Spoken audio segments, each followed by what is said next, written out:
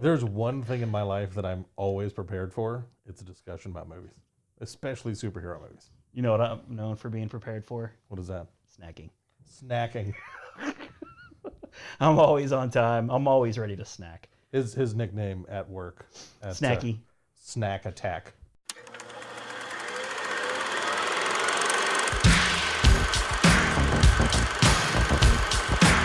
Inconceivable! In a world where laughter was king, on the edge of space, Ludicrous speed! Go! Get together, have a few laughs. masters of the universe.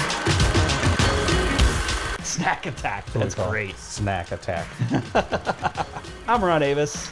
I'm Adam Peterson. And we're just two dudes with a hearty hankering for movies. Bacon. Movies. I really thought you were going to bacon on that one. Welcome to Cinemasters of the Universe. We got a pretty good episode this week.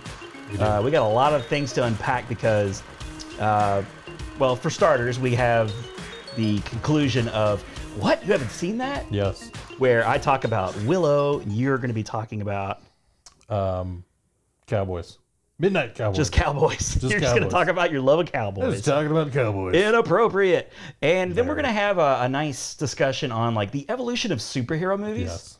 Yes. Which I think will be really interesting. And there's a lot, like I said, a lot to unpack there. We'll start, like 60s, 50s, 60s, all the way up to, I'm going to say 2008. Okay. Because that's kind of the birth of the modern era superhero movie, MCU. really. Yeah, the MCU. And then we're going to finish it up with a new segment. Do we have a name for this yet? I don't think we came up with a name. Oh, God. Can you come up with a name like right here on the spot? I'll come up. The name will come by the time we get there. I will think of a name by the time we get to the segment. It's shrouded in mystery. It's going to be a until- surprise to Yes. both of us. We already know the name, but this is a total teaser. That's the type of professionalism you can count on us. We're very prepared. Wait, This is a ruse. This is a clever ruse that we've come up with to keep you entertained and enthralled. I've already spent 45 minutes editing up to this point Yeah. to make this some sort of watchable, listenable podcast. Yeah. The first It's 8 hard minutes, work. It's hard GD work making us look this good. guttural sounds is all I would make. Yes. Oh, welcome to the podcast. Yeah. Yep, that's it. That's all you get Just a from lot me. of moaning and groaning. First 8 minutes is at least that. But the gist of the new segment is we're gonna come up with a movie, you for me, I for you, and we're gonna challenge one another to recast the movie. So you can count on some sort of play on words. I'm gonna say, Yes, a play on words. perhaps a pun. That is, I believe, the definition of a pun. You're like Webster, that little black kid that got adopted by George and Ma'am Papadopoulos. Are you saying he's a little pun?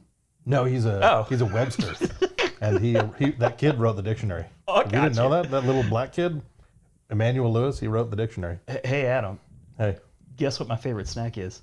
what's your favorite snack? Punions. I see what you did there. Oh, it's a dad joke for you That was guys. great. Oh, dad joke. We're dads, totally legal. We are rad dads. Excellent! Okay. Any chance I can work that in, I'll go ahead and do it. Absolutely.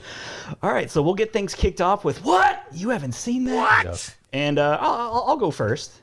We'll just start with me. Jonathan All right, Taylor so Thomas. I saw Jonathan Taylor Thomas, baby. I love it. Love it. There's a lot of good Ron stuff around Yes. nowadays. It just for a long time was Captain Ron, Great movie. But then you had Ron Burgundy. Yes. Then you had, Ron Swanson. Yes. I mean, these are great Rons. Great American Rons. You are in a crowd of elite. Rarefied hair. Rarefied mustache hair. I got nothing. You got Adam and Eve? Yeah. Adam Yes. Levine. The two people responsible for the world going to hell. It all started. It's your fault, Adam and Eve. Yeah. How dare you? In school, when that story would come up, because I went to private school, we talked about Jesus and the Bible and all that stuff. Everyone would look at me, like we'd talk about Adam and Eve, and they would look at me like it was funny. I was like, it wasn't me, okay? They're not telling us to, like, I didn't screw all this up, okay? I screwed a lot of other stuff up. I'll admit to that. But I'm not responsible for that, okay? I wasn't there. If you think that I would have screwed all this up by eating fruit, Come on. I don't eat fruit. Fruit snacks? Yes. Fruit? No. Would you have eaten the forbidden fruit snack? Maybe. Okay. Come on, you know you would have. Yeah, I would have. I had a similar thing, not really similar, where I worked at McDonald's, and they would call me Boss because obviously Ronald McDonald. Yes. That was another Ron that I could kind of take like my namesake, and that wasn't a good one because I'm just a creepy clown. I was a creepy clown. I mean, everybody loved Ronald McDonald, Yes. but anyway, I didn't care for it. Ron Burgundy, on the other I hand. would have made a great grimace. I'm just saying. Okay, so kicking off with Willow, which came out in, I believe, 1988. Yes, 1988. And Willow, I don't know how it got by me, but 31 years later, finally decided to sit down and watch this movie. It is a Lucasfilm, directed by Ron Howard, and it stars Warwick Davis and Val Kilmer as Mad Mardigan. So the movie is called Willow. Warwick Davis is the title character. And I didn't know this. He was only like 17 or something like that. I was going to say 21, but now I'm thinking he was very young, point is. And George Lucas decided to make a movie because of, he was fascinated with him, I guess, from Wicket. He was Wicket from Return of the Jedi. And, it's a good movie. I enjoyed it. It did. You haven't seen it. I've either, never seen it, no. It's, by today's standards, it's not great. Especially now that we have things like Game of Thrones on the air. It's fantasy, dwarves, although they don't really call them dwarves. Little people. Little people. They don't call them that either. I forget what they call them. But, doesn't matter. That it's knights and monsters and no dragons. But That's weird. yeah, they couldn't afford dragons, I'm guessing. Dragons are expensive, man. They in the first episode of Game of Thrones, the final season, I'm sure they just shot their entire CGI budget because there were a lot of dragon riding going on in there. There was a lot of dragon. There was a lot of dragon riding, and there was a lot of staring dragons as Jon Snow hooked up with his aunt. Yes. Did you see It's that? uncomfortable. Yeah, it was. It's an uncomfortable thing to. Those dragons could talk. Yes. But yeah, but Willow has those two actors. They're both very enjoyable to watch. Also, do you remember the little person cameraman from UHF? Yes. He was also in it. Nice. And I love that guy. He's great. And he's been in some other stuff too, but I saw him and he's got all his because he's kind of the elder dwarf. Yes. The one that's all powerful. So he's got all the white beard and he's, of course got prosthetics and makeup on. But I was like, that eye, man, that squinching eye, I recognize him and his voice. And sure enough, looked it up on IMDb. I'll pray. Thank you, IMDb, for existing. Yes. And there he was. And I was like, I knew it. I knew that guy. It was a bit slow at parts. I can see that. Because it is kind of one of those. Also, this is pre-Lord of the Rings, even. So, you've got Lord of the Rings, which was amazing. You got your Game of Thrones, amazing once again. And, this was way before that. They're just trying to improve upon the Hobbit movies, like the Rankin and Bass Hobbit movies, which it does. It does a good job. And I will give credit to the special effects. They do a good job with special effects. Kevin Pollak also shows up in the movie. Really? And the entire movie, he's this little person. And so he's performing with another actor on a green screen or blue screen or whatever. And they're constantly interacting with, the big folk. The big folk. And, Kevin Pollak was hilarious in that. So I really enjoyed him. And that's got to be one of his first roles. I'd have to imagine. 1988. But he looked exactly the same. Kevin Pollak just looked like Kevin Pollak, from the moment he sprouted a whisker. Yeah. Which was 9 years old. Yep. He was 9. Conservatively 9. He was 9. Some reports say 7, but 9. Those people are what I like to call liars. No, is that what they're called? They're liars because it was 9. German for no. 9. Yeah. That doesn't fit into anything. Don't confuse me with foreign language Foreign words. languages. My number 9 pick is the German film No. As we know from the previous episode, I'm easily fooled and easily confused. And my little hamster, he's exhausted. He's still recovering from that spin. Trace. Stop it. You know, the villain is like a Snow White, like, you know, type villain. She's not really all that interesting. I'll get you for I think she tempts. reason. But I will say, the whole purpose of the movie is there's this baby. The baby is born and there's a prophecy, and apparently, like, if this baby, when it grows up, it will destroy the queen. So the whole movie is based on, like, this evil mad queen is sending out her minions to locate this baby and kill it. So that's what Willow is doing. He and his, you know, they assemble like a Lord of the Rings type, you know, Fellowship of the Rings group of little people, and that's when they, along their journey, they find Mad Mardigan, Val Kilmer, and then you know, they pick up some people along the way. So it's really fun. It's a familiar plot now, but back then it was, you know, pretty original, I suppose. That's how you can tell that your government is really archaic, is if the person running the place where you live is like, I want to kill a baby. Like, hey, there's a prophecy. somebody wrote down on a scroll that a baby's gonna overthrow me. It's like, Find me a baby with the birthmark. a baby? Really? A baby? Like, why is it to the babies? It is always babies. Babies. Why? It's never like, you know, rabbits. No. Find me the rabbit with the birthmark. It will destroy me. There was that rabbit in Monty Python. He killed a lot of people. That was a formidable rabbit. They had to go to the Holy Hand Grenade for They that. did. Nearly counted to 5, which is right out. But, you know, a good movie, worth a watch. You should check it out. You'd said that that's a movie that you even had considered for doing for the segment. It's just odd that I beat you to it. It is.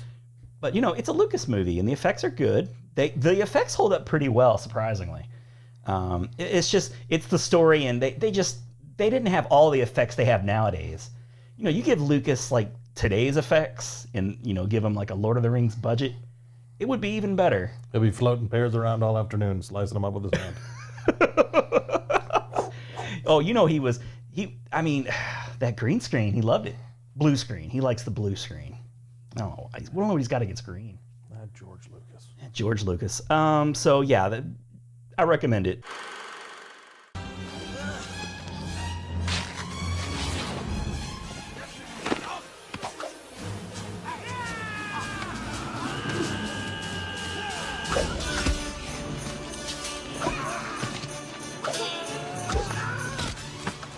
You are great. Adam, your cowboy movie. I watched a cowboy movie. Yeah, you watched a cowboy movie. It's not a cowboy movie like a lot of cowboy movies that people have probably watched. The movie I watched was Midnight Cowboy. Very little of the film, I think, takes place actually at midnight. It always seems well lit. So it's a bit of That must have taken him a long time to film. a misnomer. Yeah. In that, because nothing seemed to take place at midnight. I have a keen eye, and I noticed that clock was not set to 12. Yeah, no. Well, if it had been, it would have been blinking because they didn't know how to set it. That's how you write it in. That's how a good writer operates. This film was John Voight and The president from Transformers. Yes. As he's known by everyone. To everyone. And the coach from Varsity Blues. yes. Oh, he was, wasn't he? Yeah, he was. He was kind of a douchebag. He plays a lot of douchebags. He was a wide-eyed, sort of innocent guy in this. He's got a douchey look. He does. He in this movie, he looks like a kid, and I feel like that's why they cast him, because he has a very young look. He was very young. Yeah, I'm used to him being this much was older. 1969. 1969. Right? Yep. Him and Dustin Hoffmanica. The Hoff. It's a movie that we've had discussions. I've been watching more Dustin Hoffman movies lately, and this one was one of those, like, I knew it had a lot of. It had won Academy Award. Yeah. Had a lot of accolades to it. So I said, okay, well, let's do this one. I really don't know what I'm walking into. So I was like, all right, completely blank slate. No idea even what the plot is. So when I found out what the plot was, it was a bit jarring. I was ill prepared for the plot of the film, as John Voight, aka Joe Buck, not the baseball announcer that I hate, different Joe God. Buck. Those hair plugs, dude. Come on. Different- We know. No, Joe. He nearly lost his whole career over those plugs. Anyway, we digress. He should have lost his whole career because he sucks at his career, but that's a different podcast and a different story. Oh, what would Troy do without him? What would I can't. I'll get all worked up. I don't want to be able to talk about movies. Baseball talk. Welcome to baseball talk. We fooled you guys again. It's a totally different podcast. We're going to talk We about. bury the lead so well. Oh my goodness, you didn't even see that coming. Look at the look on your face, both of you. You should see it. But he plays Joe Buck. He's from Texas. Cowboy from Texas. I'm makes a lot of sense. seeing it come together. He travels to New York City to become a prostitute, as so many do. Is that where the midnight comes from? Prostitutes, like, they punch in at midnight or something? I feel like a lot of the seasoned prostitutes really don't have any preference. Yeah, they as could far just as do it time. anytime around the Anytime. clock. Hey, want to screw? Prostitution is a 24-hour-a-day business, as best I understand it. There's no need to put a clock on that, Nope. you know? Nope. Just let it go. So he Free it. Sorry. He shows up to New York. He gets on a bus, and he takes a bus to New York Oh, from Texas? from Texas. But he smelled good. That's a when he got bus off that ride bus. right there. That is a bus ride. That is a ride I don't ever want to take on a bus. That's a bus ride and a half. Yeah, that is 1.5 bus rides. That's a long bucking ride right Yes. there. If you're Joe Buck, that's a really bucking long ride. We're getting around it again. Bucking long. Yep, Buck. You know, it's almost like we're saying the F word. it is. It's We've very close to it. stumbled onto something here. We're- I don't give a Joe Buck. But you, right oh, there. shots Oh. fired. Snap in your face. Getting heated. Oh, facial. Anyway, So he realizes he needs some management in this new career field because he needs a pimp. He's not good at managing himself as a prostitute. you know, as a man prostitute, I've never even thought about there being men prostitutes. How narrow-minded of me. It's not very woke of you. It's not very woke of me at all. Men No. can be prostitutes as well. Yes. But they would need representation, because a guy just walking around because a guy's like working hard to get laid anyway. Yes. And then you're like also asking for them to give you money for this. Yeah. That's not an easy thing to do. No. Believe me, I've tried. That's an uphill battle. I would just ask for a pretzel. Yeah. No can do. Just a slap in the face for my troubles. The things I would do for a soft pretzel. That's an advertising campaign that Klondike doesn't even want to touch. No, they sure don't. What would you do for a soft? You don't want to know. You do not want to know. Trust me. But this is he stumbles into a bar and meets Dustin Hoffman, Enrico Razzo, as everyone calls him. He corrects him. He wants him to call him either Rico or Rizzo. And he's pretty much homeless. He's squatting in a condemned warehouse or condemned apartment building, something like that, because they have an apartment, but it's condemned. They have to Those are walk- the best places to they have squat. they have to push like a chain link fence back and walk behind this. Oh, a building. whole chain link fence? They push the chain link fence so they can enter. So they could shimmy through. It appears as though you're not supposed to go where they go, but they push away the fence and they go there anyways. But he's a male gigolo. He does what he needs. So the majority of the movie are kind of the mishaps that are going. It's a very arty kind of movie. There's a lot of visuals, and a lot of.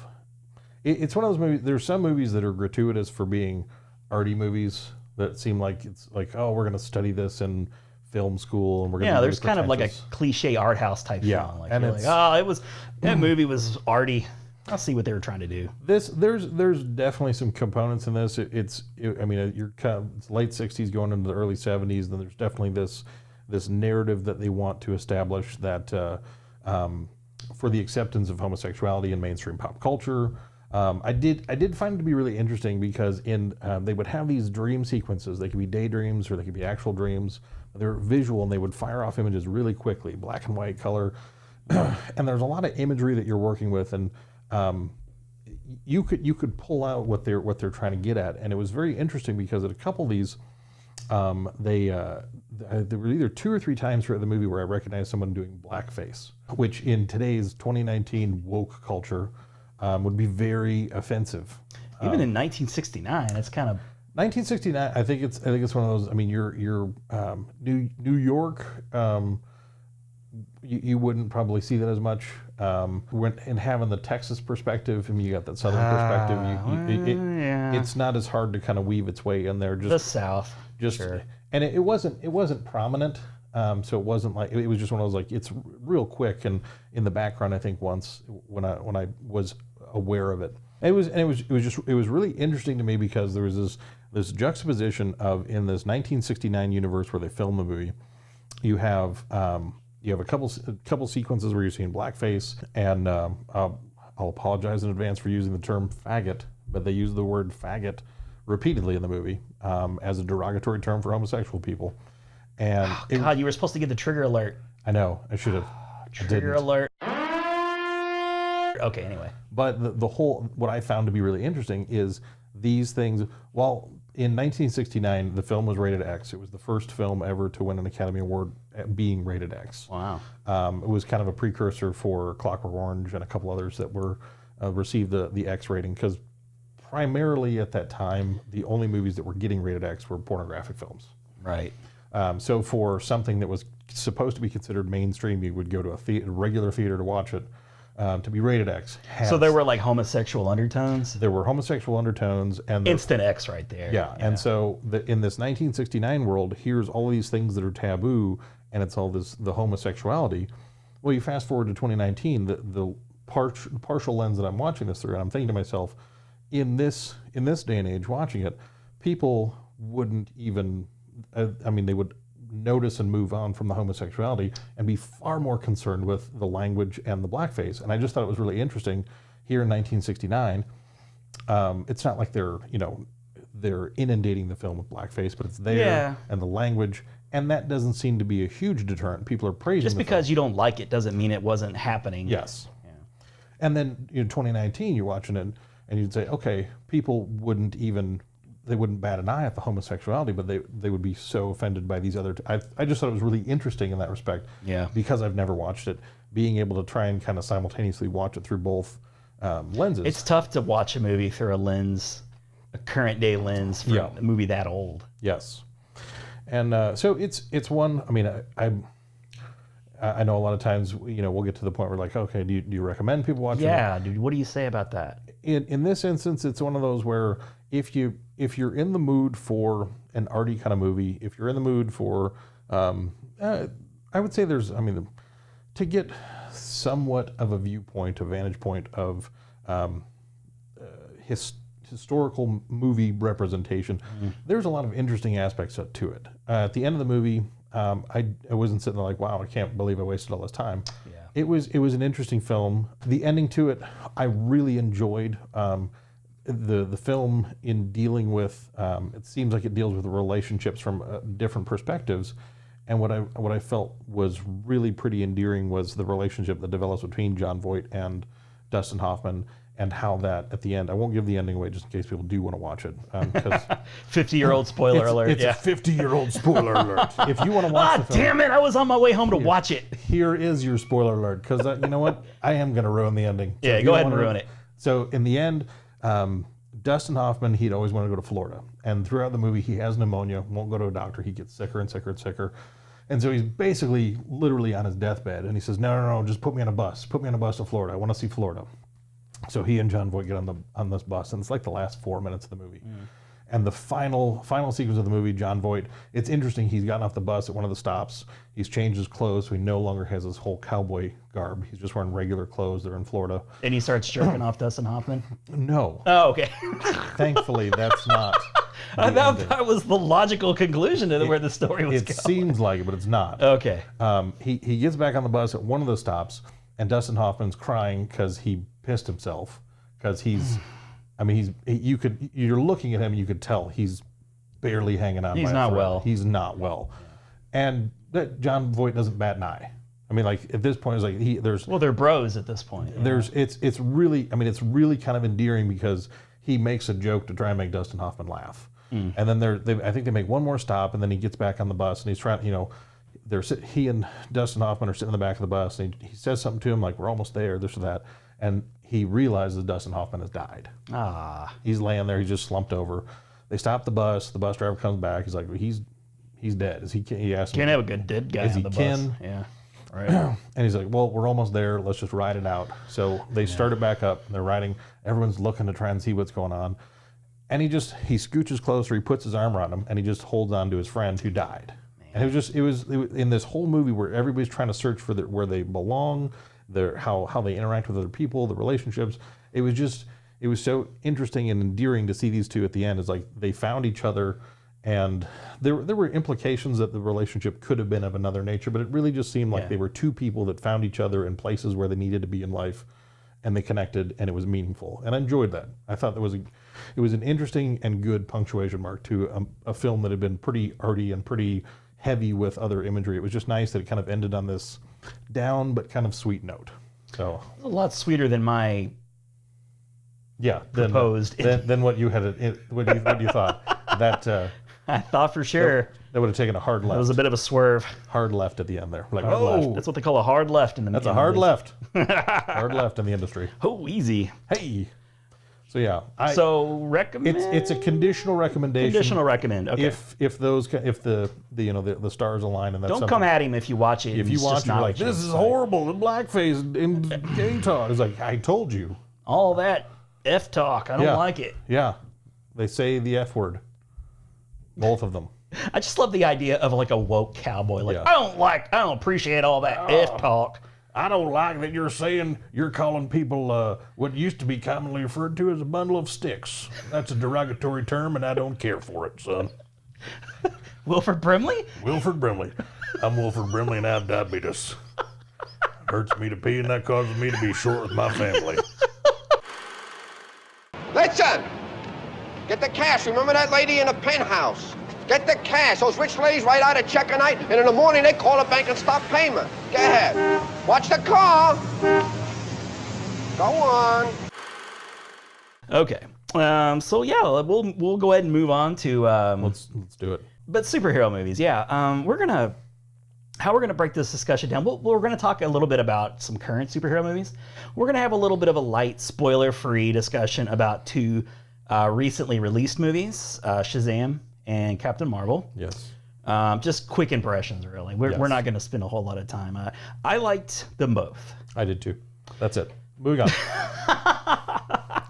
That's how we really ought to conduct our business. Whoop, that's it. 45-minute podcast. And that's after I leave in all the grunts and guttural sound. Gerp. Wilford Brimley impressions. We shot the load there early from the Wilford Brimley. But no, Shazam I would have to say, was my favorite of the two. I really enjoyed Captain Marvel, but it's just kind of more of the same excellence. You know, it's hard to even critique a Marvel movie anymore because they're just levels of great to amazing. That's all it is. Yeah. And but Shazam over on the DC side, all they have to do is just not like take a dump on the screen. They've not had too many wins. No, not recently. Not since Nolan, honestly. No. But Shazam was really fun. It was a good time. I really enjoyed all of the casting. Yes. It was excellent. I had a lot of fun with the family who were adopting all the kids. Yep. They were excellent. The big guy, I recognize him from Walking Dead. I don't watch that show, so I didn't recognize him from that. It's a cooking show. Yeah. I love cooking shows. I I should check it out. It's one of those like competitive cooking shows. Yeah, like Chopped or Chopped with Kids. I don't know what that one's called, but it's. But they're zombies too. Ooh. Yeah. At least that's what I've taken from it. I've watched it a few times. That's kind of what I've gotten out of it. Cooking show with a few zombies here and there. I'll take it. But no, he's in that. And but the kid, who was from It, Yes. who played Eddie in It, don't know his name, but he was phenomenal. I just loved.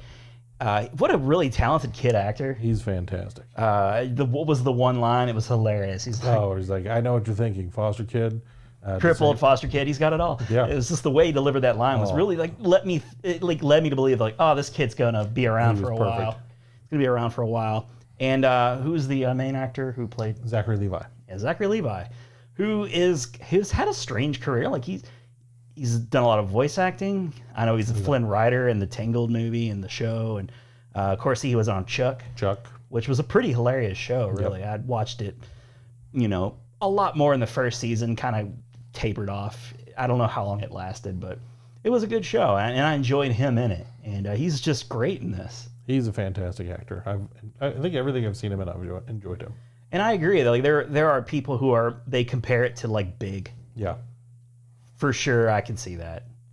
And a pretty strong villain, I thought. Yeah. Mark Strong as kind of the physical embodiment of the villain, and even his backstory at the beginning of the film. Oh, I loved his backstory. It was really well done, really enjoyable. The 7 Deadly Sins.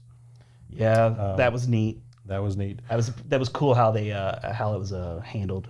It was my one thing that bummed me out a little bit, because I normally take my kids to a lot of Marvel movies, because it's mostly, like we talk about, like, all right, you can't go to school and beat kids up like they do in superhero movies. Yeah, right. Which is what always happens. Most of the time, the content, even though it's rated PG-13, we're big on Marvel in my house, but I was a little bummed because I was like, the villain's a little too scary for my guys. It's not, and now you could take, because you took Logan. I did, yeah, and he loved it. Yeah. Man, he loved it a lot. So it's one of those, like, I think my two were kind of just under where I would probably put the line. There are a couple of really creepy moments, like kind of scary. So yeah, you be aware of that if you're taking a young kid. Like my son's 8, and he's sensitive. Yeah. So, and it didn't really bother him, but after watching it, I'm surprised it didn't bother him. But just maybe you guys should watch it first, decide for yourself whether it's a little too intense or not. But I say take a kid 10 and up, no problem. Yeah, no problem. No problem there. Just if you're under 10, just you could be dealing with some bad dreams. That's what I figured. That's what I figured I'd be dealing with. But that supernatural kind of vibe that you got from that whole storyline I liked it. And honestly, because Wonder Woman, I think, is the only other DC movie that I've enjoyed at all. What about the Fishman? I haven't seen the Fishman. Okay. I won't see Fish Boy until. You're just being a stubborn ass right now. It's just, hey, this goldfish. We think he stole some money from a fish bank, and we need to interrogate him. Say, hold on, guys, I can talk to fish, so I can be useful here. This is the one scenario. Hey, there's a superhero villain. That's why you cast Khal Drogo to be Aquaman, because he's just a badass guy. That's the only, because you have to. Because you're like, if there was a crime in Kansas, or like, should Aquaman come? It's Kansas. What's he gonna do in Kansas? We got Kansas covered, actually. Like, I guess we'll take Superman. Fish Boy, you can sit this one out. Go see what that Gorton's guy is up to. I think he's up to no good. Ah, damn. Fish stick joke. Damn, that was a fish stick joke and a good one. Okay, so Captain Marvel. If I'm ranking it in the realm of Marvel movies, somewhere in the middle for me. Captain Marvel to me, and I think I said this a couple times, I probably said it to you, was Captain Marvel to me was everything that I wanted Black Panther to be, because she was such just Brie Larson was great casting. Yeah, she was good. She's just, I mean, like, as soon as the movie was over, it's like, I wish I had a daughter that I could take to go see this movie, because she's just such, I mean, like, they've got Scarlet Witch, they've got Black Widow. I mean, they have strong representation. Sure. But it was just one of those, like, okay, this Captain Marvel is just, okay, she's badass. This is a movie just dedicated to her. I'm glad that Black Widow's supposedly finally getting her own movie. Yeah, about time. It was nice. Just like, all right, when you look at the MCU, there's not a movie and there's like, here is just the primary antagonist in this film, protagonist in this film is a woman. And it was nice because it was like, it didn't feel like it was there like, oh, women, we need a movie about women. It was like, no, they had a really great character, a dynamic character, got a great actress to play her, and a great script, and they put it together, and at the end of it, you're like, this was fantastic. I'll echo that about, like you said, you wish you had a daughter. Like, I do have a young daughter, and I will be looking forward to showing this to her, because, she doesn't show cleavage or ass or leg. She's treated like all of the male superheroes would be treated. Which is great, and it's a very girl power movie. Yeah. Even when she kind of like comes into her own, there's like a great little song that they play, which is total girl power. The whole third act, and it's not Spice Girls. It's a lot cooler than that. But I really enjoyed it. When I say it's somewhere in the middle, I just really enjoy all the Marvel movies. It gets hard to try. I'm like, because for me, I feel like a lot of times what comes into play is not necessarily how good was the movie, it's how much do I like this character over that character. Yeah. So it's hard to even be totally objective if I'm ranking movies in the MCU, because they really are all done so well. I loved all the 90s references. That was great. Dug the music a lot. I thought the CG on Samuel L. Jackson as Nick Fury younger was just amazing. Phenomenal. They've dabbled with that effect in the past, and it's always looked good, but I can still kind of like see the strings a bit. Not in this movie. Not in this movie, because Samuel L. Jackson is like 70 something. He's 70. Right? Yeah, he's in his 70s. He is not a young man. No. And he plays younger. I think he comes across a little bit younger than 70, but he looks like a dude in his 40s. Because he looks the same as he did when he was doing stuff like Pulp Fiction and whatnot forever ago. So yeah, if you've seen the movie Kiss of Death with David Caruso, yes, he looks exactly like he did in that movie, with the hair and I wonder if they modeled it after that. It would not surprise me, because he looks just like that. And he's phenomenal. He's phenomenal in this film. I love him in everything, but he is definitely good in this. And I like because the Fury the Nick Fury up to this point is very different than the Nick Fury that you get to see in this movie. Yeah, he's very well in the movies that we know him. He's seen the things and done the things. In this movie, he's still kind of wide-eyed. Yes. He's not seen the things yet.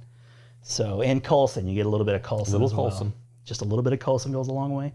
This hat, this is the hat that he gives to Captain Marvel. Fantastic. I'm sporting that. And I like your Brooklyn Nine-Nine hoodie as well. That's awesome. Nice. Nice, as they say. But, great movie. No complaints. Great. Jude Law was a very enjoyable bad. Yes. And it didn't have necessarily like the most predictable ending. I mean, it wasn't, a big surprise either. You weren't blown away, but it was a little bit less predictable than maybe some others. Yeah, I like that they're not they didn't close a door like they tend to sometimes do in other movies. Particularly Black Panther, who, Killmonger could have been a really cool villain down the road, but they killed him off. Spoilers. But yeah, the two great movies. And of course, we got the big movie coming out here in just a few days. Just a few days. I want to go see it now. I do too. Logan's been seeing for weeks. He's been talking about Endgame. He wants to see Endgame. It's really kind of funny because I just love seeing that he watches trailers now, and he's now starting to get excited that part of his brain is unlocking where he's aware of movies coming out, and now he's having to wait for movies other than just me giving him movies to digest. And I was like, you know what? You haven't even seen Infinity War. let's watch Infinity War. If I'm going to take you to see this 3-hour movie, you need to know what's going on. And so we just watched that today before he came over. Ooh, very nice. And he did not like the ending. Can't imagine why. But I said, you only have to wait a few days to see what happens. Like, I had to wait a year. A whole year. A whole daggone year. And you actually just get to find out what happens after a week. I spent 45 minutes sitting in my car after that movie. Crestfallen. I didn't know what to do with myself. Yeah. I did. I sat in my car for 45 minutes just questioning life as I knew it. Do you want to make a quick prediction on who goes? This is on the record. This is on the record. Well, one thing... Put a bookmark on it. One thing it did, I haven't investigated any further than reading the headlines, but supposedly all of the information in the trailers we've seen so far, totally fabricated. Doesn't surprise me. They're good at misdirecting. Yeah, and I'm like, then what I have to do logically is say, okay, the trailers that I've watched, I still know that I'm excited to see Endgame, but I'm excited to see a movie that doesn't exist. That they fabricated excitement in me for a movie that's not real. In a movie like this, I do tend to try and not watch. I certainly don't read anything about it. Now we are privy to a potential spoiler. Yes. I came across it and I was immediately a little bit bummed that I did it. So of course I had to bring you in. Yes. And I had to ruin it for you too, All baby. right. So there's an image that was leaked that could have some sort of may or may not play a role in Thanos's defeat, because he's going to get defeated in this movie. And I don't know. We'll see. We'll see how much it actually plays into it. So be careful out there, guys. There's some spoilers potentially circulating. Sometimes like those types of articles can be a bit clickbaity. I don't know about this one. This one could be true. But yeah, your thoughts on who's going to die? Who's going to die? Now we know that contracts are running out. Yes.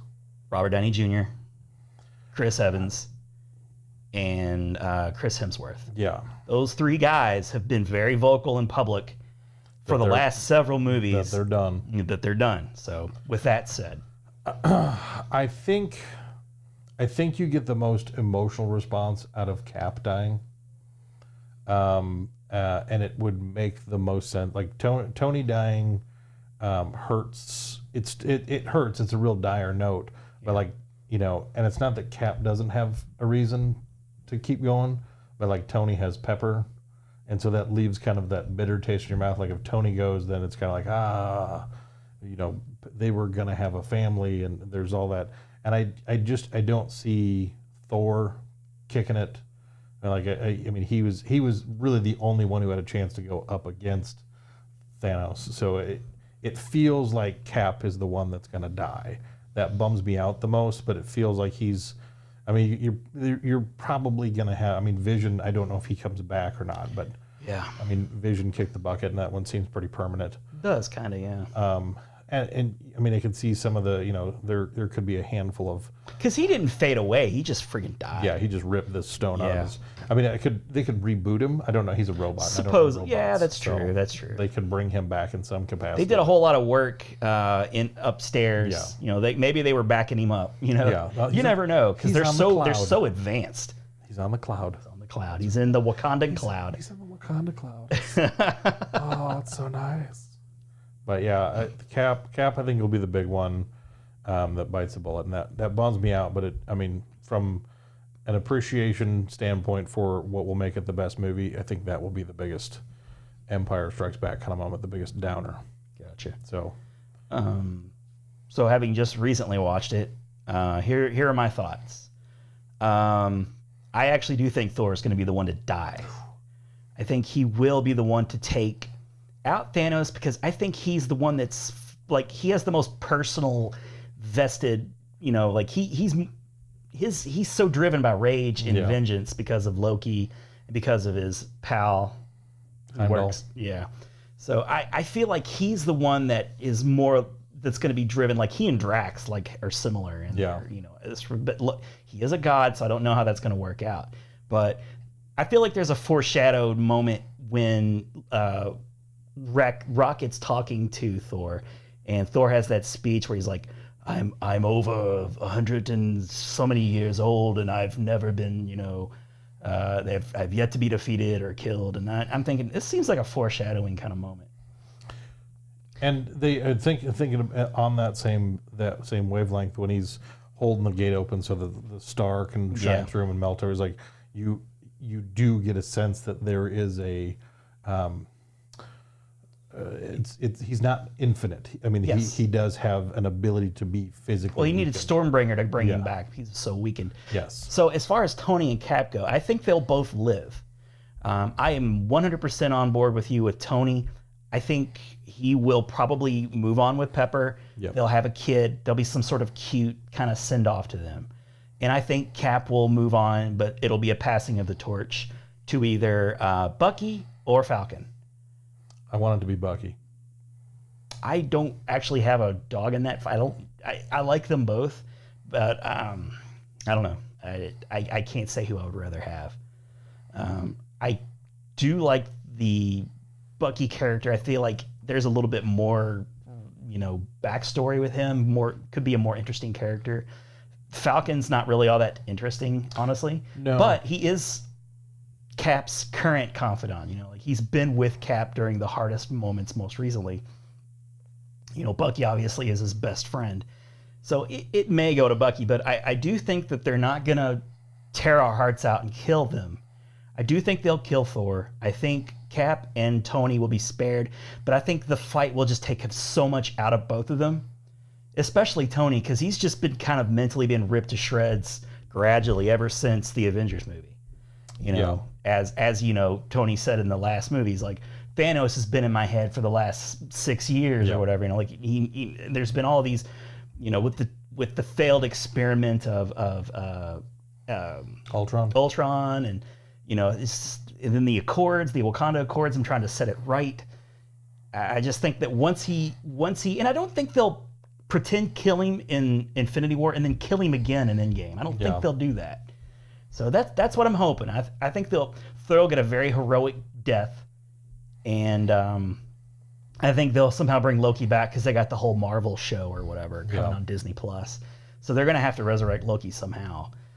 But I will be very, very interested to see how they bring back everybody. That's the one thing I just have no idea how they're going to do that. I don't know if they were just flipped to another like multiverse. Like, did you see the show, the HBO show where it was kind of like the beginning of the show was the Rapture, and I know the one you're talking about. What was it? I can't remember now, but yeah. So basically the show wasn't like in the first episode, like a lot of people, like Thanos, like just disappear. Yeah. And spoiler alert. Well, I won't spoil it because it's a great show if you haven't seen it, and I recommend you watch it because it's only like 3 seasons long and it's great. They do go somewhere. I'll just say that. And I wonder if it's like a situation like that. Like they didn't, like as they faded away into our existence, they faded back in somewhere else. That was one of the theories that I read. Was it did they go to an alternate dimension, alternate reality, alternate timeline to where? Yeah. So and then Doctor Strange knows. Doctor Strange saw Endgame 14,605 times and didn't say a word to anyone. He could have said something. 0 spoilers. Yeah. Right. So anyways, we'll have to have a discussion about that when it comes out. Big time. A big fat spoiler-filled discussion. Yeah. Ruining everything. All right, so now we're going to actually roll into the timeline. We're going to discuss, how superhero movies have evolved, what they used to mean, landmark period, milestones, I guess would be a better word, like milestone movies that would push, like each time you had a milestone movie, you would push the genre forward. And I have a few of those in mind, and you of course are welcome to jump in at any time and say I disagree, agree. I think it was maybe this movie that pushed it ahead. But I have a feeling we'll probably land somewhere on the same. Yes. I think we're going to agree on the big milestone movies. And then once we get to like 2008, then we're going to have a little discussion as to where we think the MCU and even DC, what's going to happen in the future, what we think needs to happen for them to be successful, what kind of roads are they going to have. And the roads for MCU are definitely more paved in gold than DC. with their recent acquisition of Fox. DCs are paved in poop. Paved in poop. That's what they're. That's a catchy slogan. Yeah, Paved in poop. It's got alliteration. People love that. We'll save that discussion for the very end. Yes. So, okay, so now I kind of grouped 50s and 60s together, and I honestly don't have a whole lot to say about this era, but a superhero movie to me during that period meant Lone Ranger and Zorro. Yeah. You know, those were fair. kind of like your superhero movies, the serials. And, you know, they were very popular for their day. And, you know, there was continuity, I think, because Yep. they were serialized. Yep. I can't really say that. I've seen bits here and there of both movies.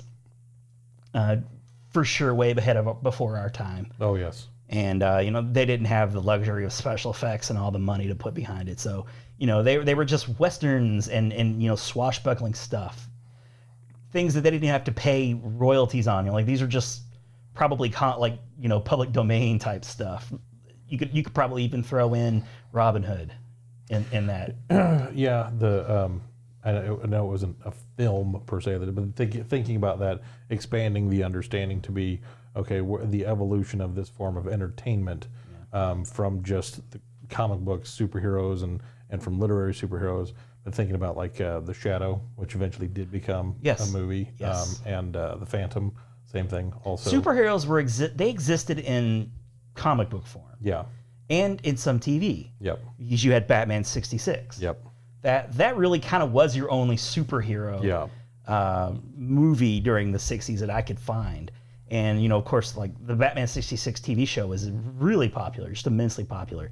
Very campy, very pulpy, and just, you know, it. Oh yeah.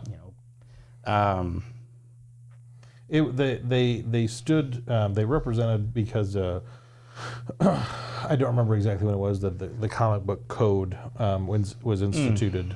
I want to say that was in the 60s. I don't think it was 70s. what are the rules of the comic book code?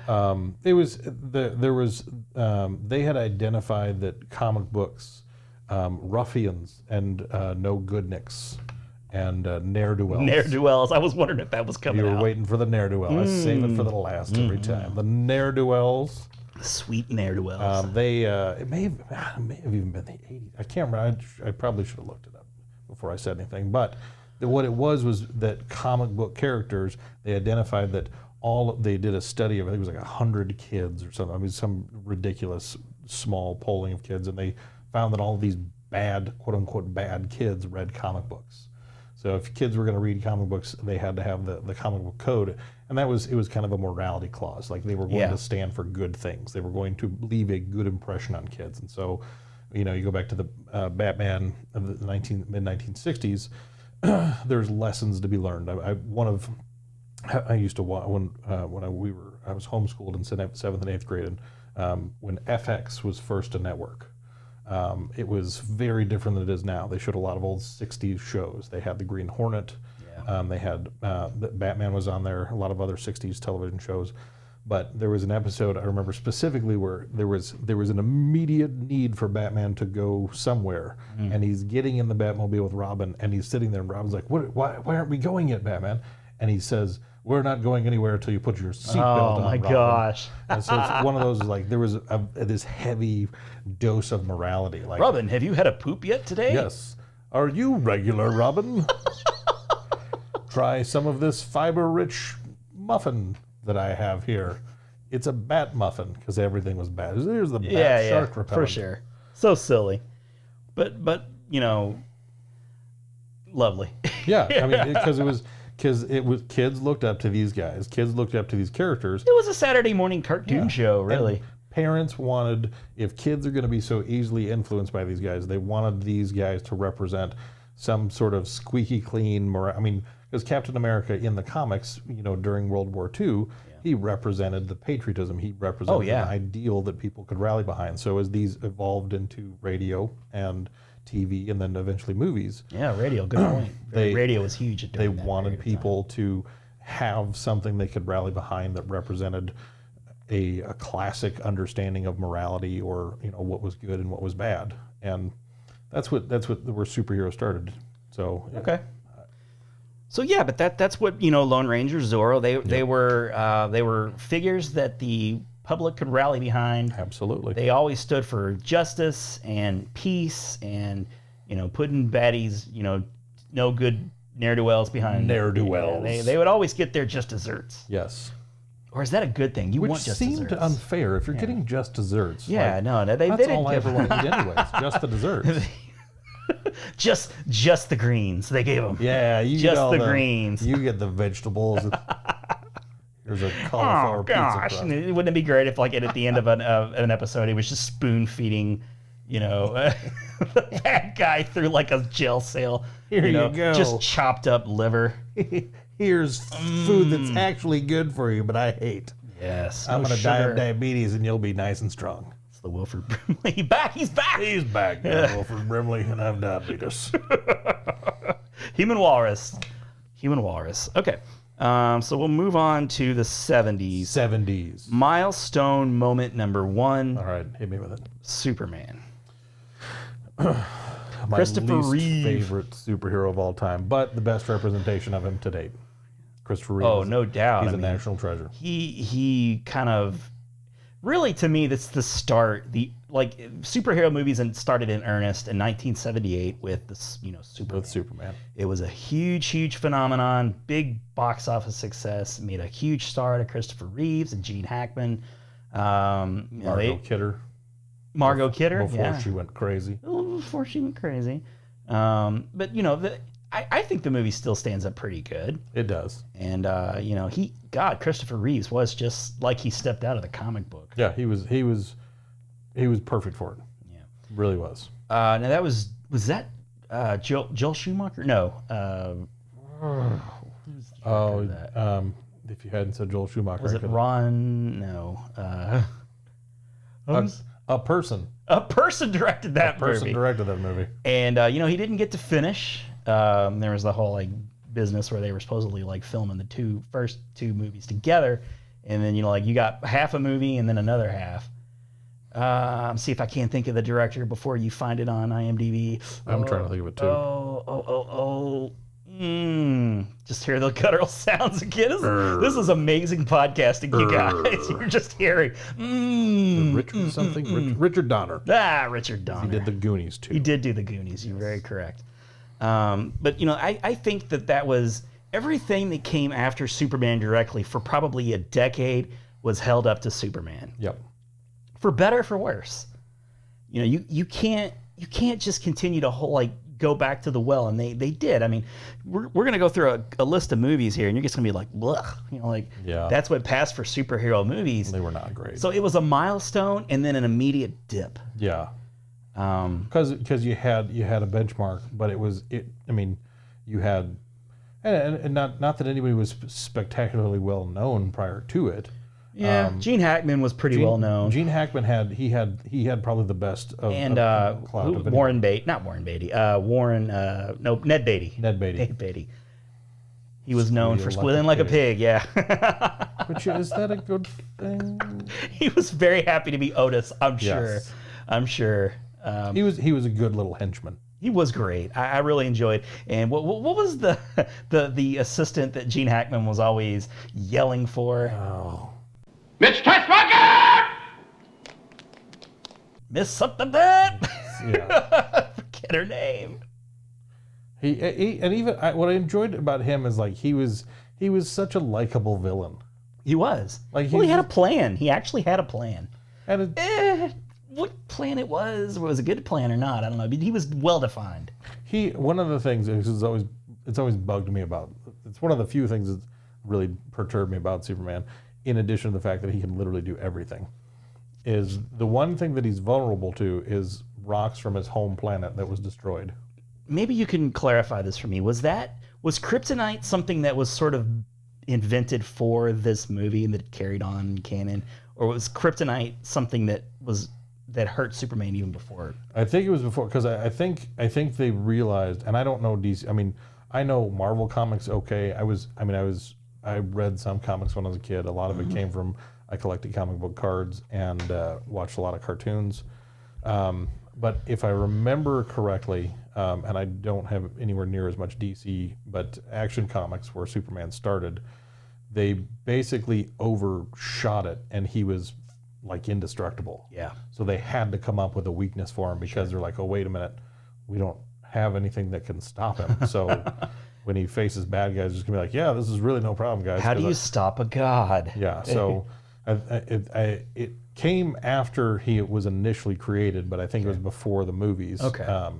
But yeah, it was rocks from his home planet, Krypton. It's like, oh, kryptonite, as this planet that no one on Earth had ever heard of, but all of a sudden, everyone could get shards of this mystery planet. It's everywhere. I was like, you checking out at Walgreens. There was kryptonite in my friggin' shoe the other day. Oh I'm my like gosh. walking around, I'm like, And it's like, kryptonite. it's everywhere you turn, kryptonite. It was like, kryptonite is like, It's like oh my sand on the gosh. beach, just gets everywhere. Yeah, and I'm just like, why is the one thing that can hurt him all of a sudden widely available to everyone? Yeah. I was like, this is... And it's a silly weakness, too. is. It really is. It's a rock. Oh. It's his home. It's like, is this like some sort of metaphor for you can't go home? Yeah, what is this? You can't because your planet was It's destroyed. literally from his home world. Yes. I could see it being something that could harm, because it's alien matter, could harm humans, but I mean, if his it don't seem to bother them at all. if his parents hadn't been violently incinerated in the destruction of their planet, he wouldn't actually be able to go and visit them. Because if he went to his home planet, if it were still intact and it hadn't been violently destroyed, Yeah.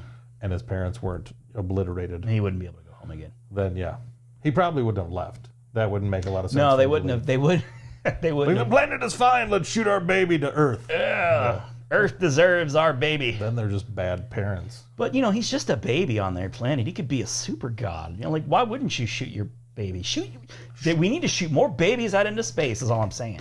Yeah, there could be planets out, because if Superman, his powers were enhanced by our yellow sun, then there's other suns apparently out there that will enhance your baby's powers. So Quit being so damn selfish, parents, Yeah. and ship your baby into space. shoot your baby into space. Just fly him into space because you're holding him back his full potential. Well, this is I feel a new business venture just blossoming out of this, like little baby rockets. Baby rockets. Shooting your baby somewhere into space. I think that maybe that's what the Tesla guy is actually doing. Yeah, Elon Musk. Elon Musk is shooting babies He's into looking space. for a way to shoot babies into space and create his own Superman. He's already ahead of us. He's like a reverse but still evil Lex Luthor. Musk. Shooting babies into space. He's watching How did I us. forget Elon Musk? He's watching us right now. He's for sure listening in. Okay, so Superman leads way. Now, I kind of try to group these movies together. The 80s came, and of course you had just numerous Superman sequels. Yes. From 1980 to 1987, you had just progressively worse Superman movies. Superman 2 was pretty good. General Zod. General Zod is a great villain.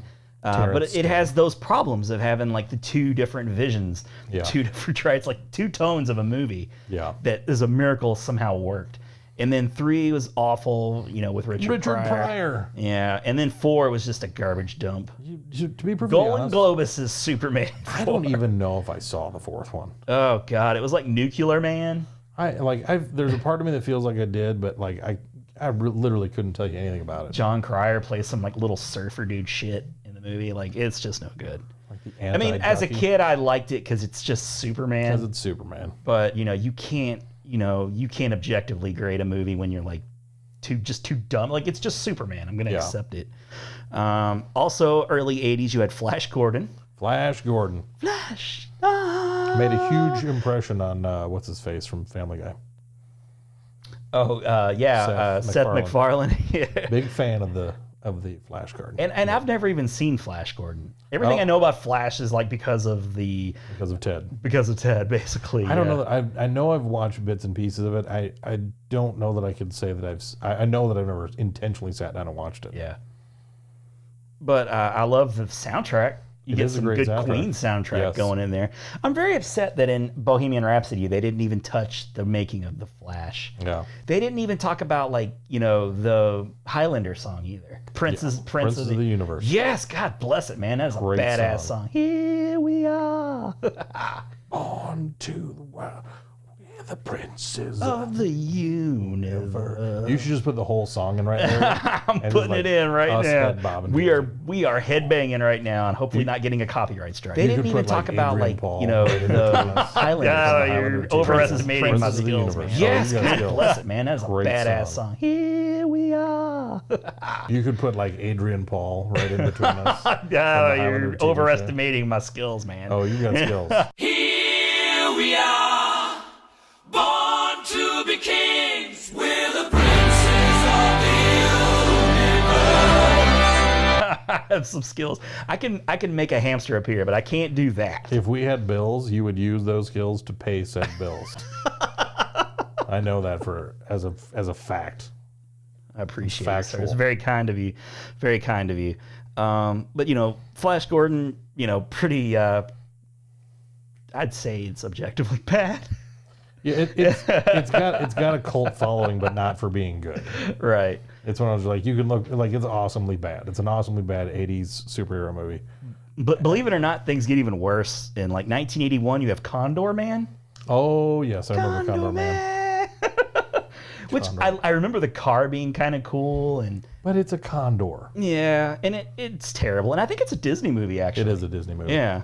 Hopefully, when we get Disney Plus, we'll get a chance to see Condor Bring Man. Condor Man back. I love Condor Man. I remember seeing the box on VHS, but I've probably seen it on cable. Just forgotten about it because I'm sure it's just a very. It's been a while since I watched Condor Man. It's been a hot minute. Yes, but Condor Man, very much it's. You start to see companies going like, oh, okay, we need superheroes. Flash Gordon didn't really work out so great. I mean, maybe it did okay for its time, but Condor Man, I'm pretty sure that was a huge flop. Yeah. 1982, we get Swamp Thing. Ooh, yeah, with Adrian Barbeau. Yeah. So good movie. Good movie, but a very different kind of superhero. Yeah. Certainly, like the first, it's almost like a Universal monster type. See, this is when apparently DC just wanted to shine in the 80s. Oh, for sure. Well, DC was all there was. Yeah. Whatever Marvel has going now, it was DC up to. And the entries that Marvel had before the MCU were, it's not great. We're gonna get there. I know, and they went bankrupt for a reason. Yes, it doesn't make me happy. It doesn't make me happy either. But yeah, Swamp Thing, Swamp good. Thing was good. Then you had in '84 Toxic Avenger. Trauma. What would we have done without Trauma? Yeah, we would all be better people. But I'm stretching it when I'm calling these like superhero movies. Like they're comic book fare. Really. He had an action figure. Yeah, he had an action figure. Kabuki Man never did. He was Condor Man probably didn't either. Kabuki Man was nearly as popular in the films of Trauma, but he never outshone the Toxic Avenger. Now, what is trauma exactly? What is the definition of trauma? Trauma films, they were, I think they were almost, I don't think they're still in existence, and I don't know how far they spanned into the 90s, but they like intentionally created B movies. Okay. That's kind of what I thought. Because it was where James Gunn, that's part of what he got in trouble for, was when he was working with Trauma. So I guess they did kind of span into the 90s some. Yeah, I guess so. But it was all meant to be like they were going to take kind of these wild ideas of what probably never should be movies. Were they like Hammer movies, kind of? Kind of, because they were hastily made. Hammer movies were like all about like crazy looking blood. Yeah, these were. They were meant to kind of push the envelope too. Like, okay, let's make them a little bit more crass. Let's see how far we can get. Let's see who we can offend at the same time too. So. They were kind of purposeful. So they were trying to get reactions. They were poking the general public, trying to get people to notice them, and they did in a lot of ways. But whatever outcry they received was not overwhelming. It didn't jettison them to some kind of popularity that they hoped for. Gotcha. So after the Toxic Avenger, you had 1984 once again, Supergirl. Yes, because if we have Superman, we should probably have Supergirl. We should probably have Supergirl. Now, I actually remember seeing Supergirl in theaters. So I have some fond memories of Supergirl, but I have not seen it probably since, then.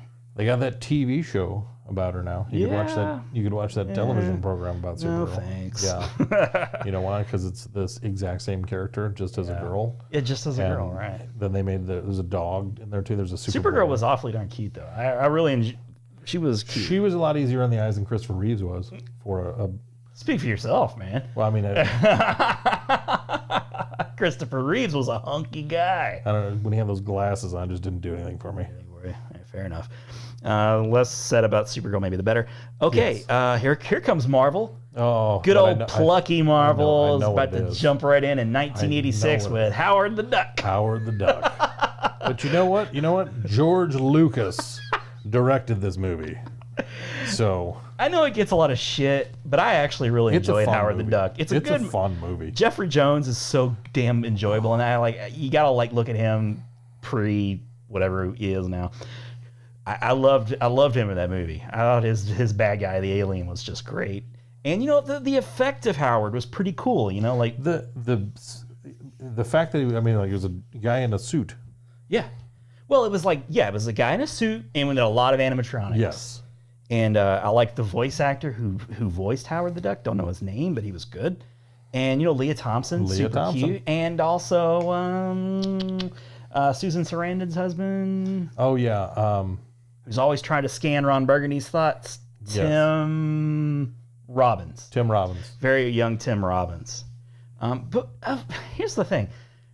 Was this even a serious attempt? Why would they go right? You got Spider-Man. You got Iron Man. You got the Hulk. You got a lot of other options. And they come out swinging with Howard the Duck. And really, when you think about it too, especially because we're talking mainly about movies. Yeah. But at this stage of the game, there have been television enterprises for some of those characters that did well. Animation for sure was. The Incredible Hulk program with Bill Bixby. Oh yeah, forget about that. Right.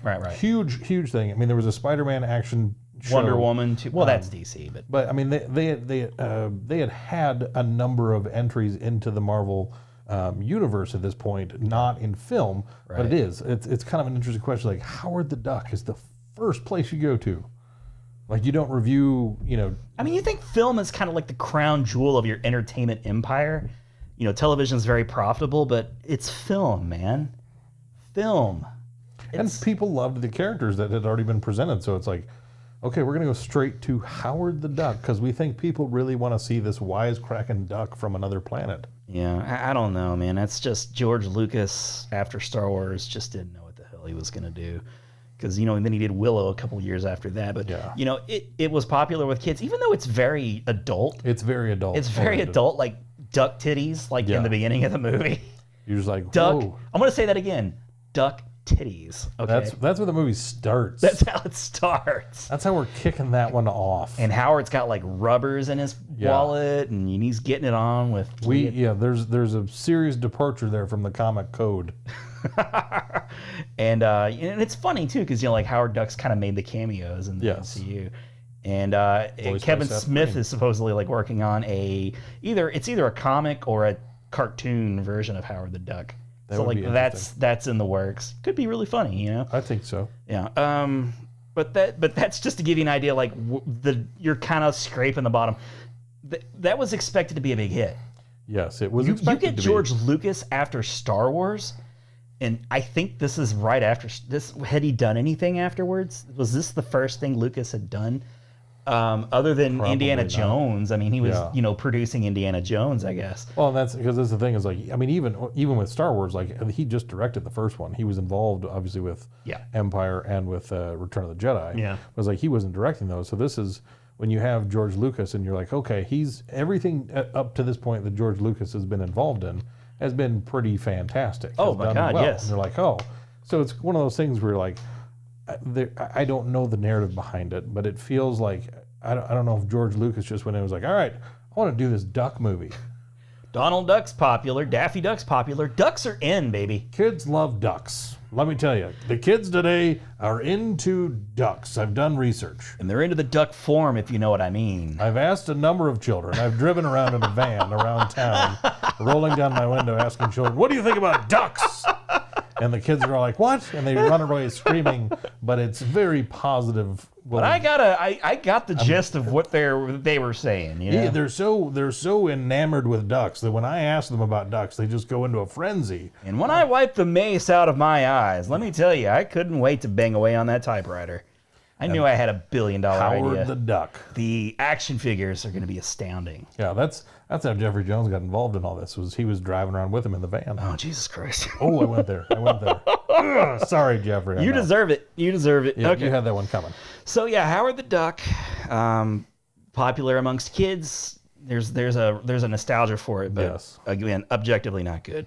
So then after that bomb of a movie, we got some cool down period until a little movie in 1989. 89. I know, right? Your next milestone movie in my book. Michael agree. Keaton as the Batman. Batman. Batman 89 is one of, we were kind of kicking around the idea like, oh, we'll do our 5 favorite superhero movies, you and, me and you, and we'll do that format. And then we were like, oh, we'll just talk through the evolution and we'll kind of do that, and it'll be fun to do that too. But if we were to have 5 movies, I would for sure have Batman 89 on my list. You probably made 2, or it could just be a bunch of MC movies. I don't know.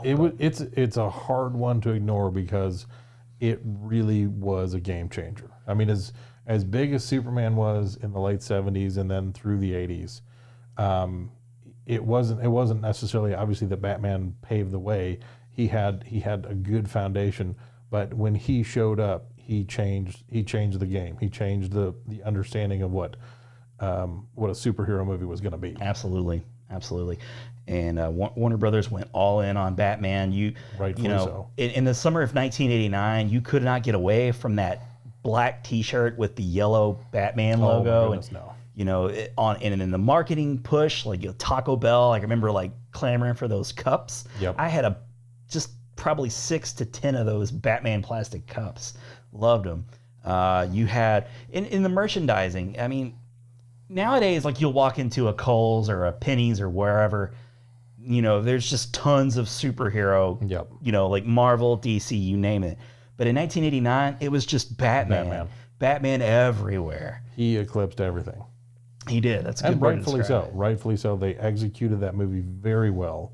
I mean, from the start, I mean, you just got a good feeling of what the character was going to be, and throughout the movie, and I think it's why, I mean, Michael Keaton, it's one of those. It's always hard because like, I mean, he's 1966. We have Batman the movie. Yeah, you got so Adam West, so he's not the first portrayal of it. No, but Michael Keaton was like the first guy to have to shake a previous persona Yes. of a superhero character. And because that's up until this point, I mean, outside of the comics, you have this character who is frozen in time as this campy, blue spandex wearing guy who's always trying to teach everybody a lesson in morality, and he's in a club dancing with kids, and it's like it's this really goofy kind of thing. So Yeah. there's Getting kind of kinky with Eartha Kitt. yes, I mean Julie Newmar was my personal favorite for Kellen, but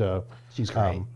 when you think about Caesar Romero. as the Joker, Yeah. and that's the same kind of thing. It's like, okay, Caesar Romero Yeah. in the '60s Batman. Yep. He was a clown. He really was a clown. Yes, It was he would trap Batman, but it was always this really jokey, Yes. goofy kind of way. Yes. So Jack Nicholson, the same kind of thing. It's like, okay, he looked the same, but very, very, very different tone. And they shook off anything childish about the movie immediately. Thanks to Tim Burton. I mean, Yes. Tim Burton came in and immediately nailed that dark tone that Batman has Absolutely. just kind of carried with him, with a few, screw ups here and like from Joel Schumacher or whatever. But he nailed that tone, and it's so crazy to me that the director of Beetlejuice and the star of Beetlejuice just come over the next year and just make it work. Nicholson was very believable right away as the Joker. Oh, yeah. You could look at him and go, "Oh yeah, that's good casting right there." But Michael Keaton today he's still my Batman. And he I think one of the best things about him, because it always enters the discussion for me anymore when discussing Batman, because there have been so many iterations up to this point. Many now, yeah. Is and Keaton, I think, really genuinely did it the best with with nothing to map it against but Adam West. Right. To say, how do you play the character of Bruce Wayne and the character of Batman, because they are dramatically different entities in their own right. And he didn't just Keaton it. Like, yeah, there was like, you want to get nuts? Let's get nuts. There was that moment. Great line. Yes, there was that moment, but he was very respectful, I think, of that character. Like, he actually gave it some thought. He didn't just come in and be Michael Keaton. No. He did and he didn't. But, it was just amazing. I loved all of the, vehicles. Oh. What were you going to say? No. Go. The 89 Batmobile. Oh my God, I love that thing so much. It was so amazing. And I don't want to, I give mad respect to all of the other Batmobiles beyond that. I have an affinity for the Tumbler. The Tumbler's The cool. most recent Batmobile was okay. But that 89 Batmobile and the 66 Batmobile also very iconic and cool. Yes. But I love the Batwing. The 89 Bat. The look of Gotham City.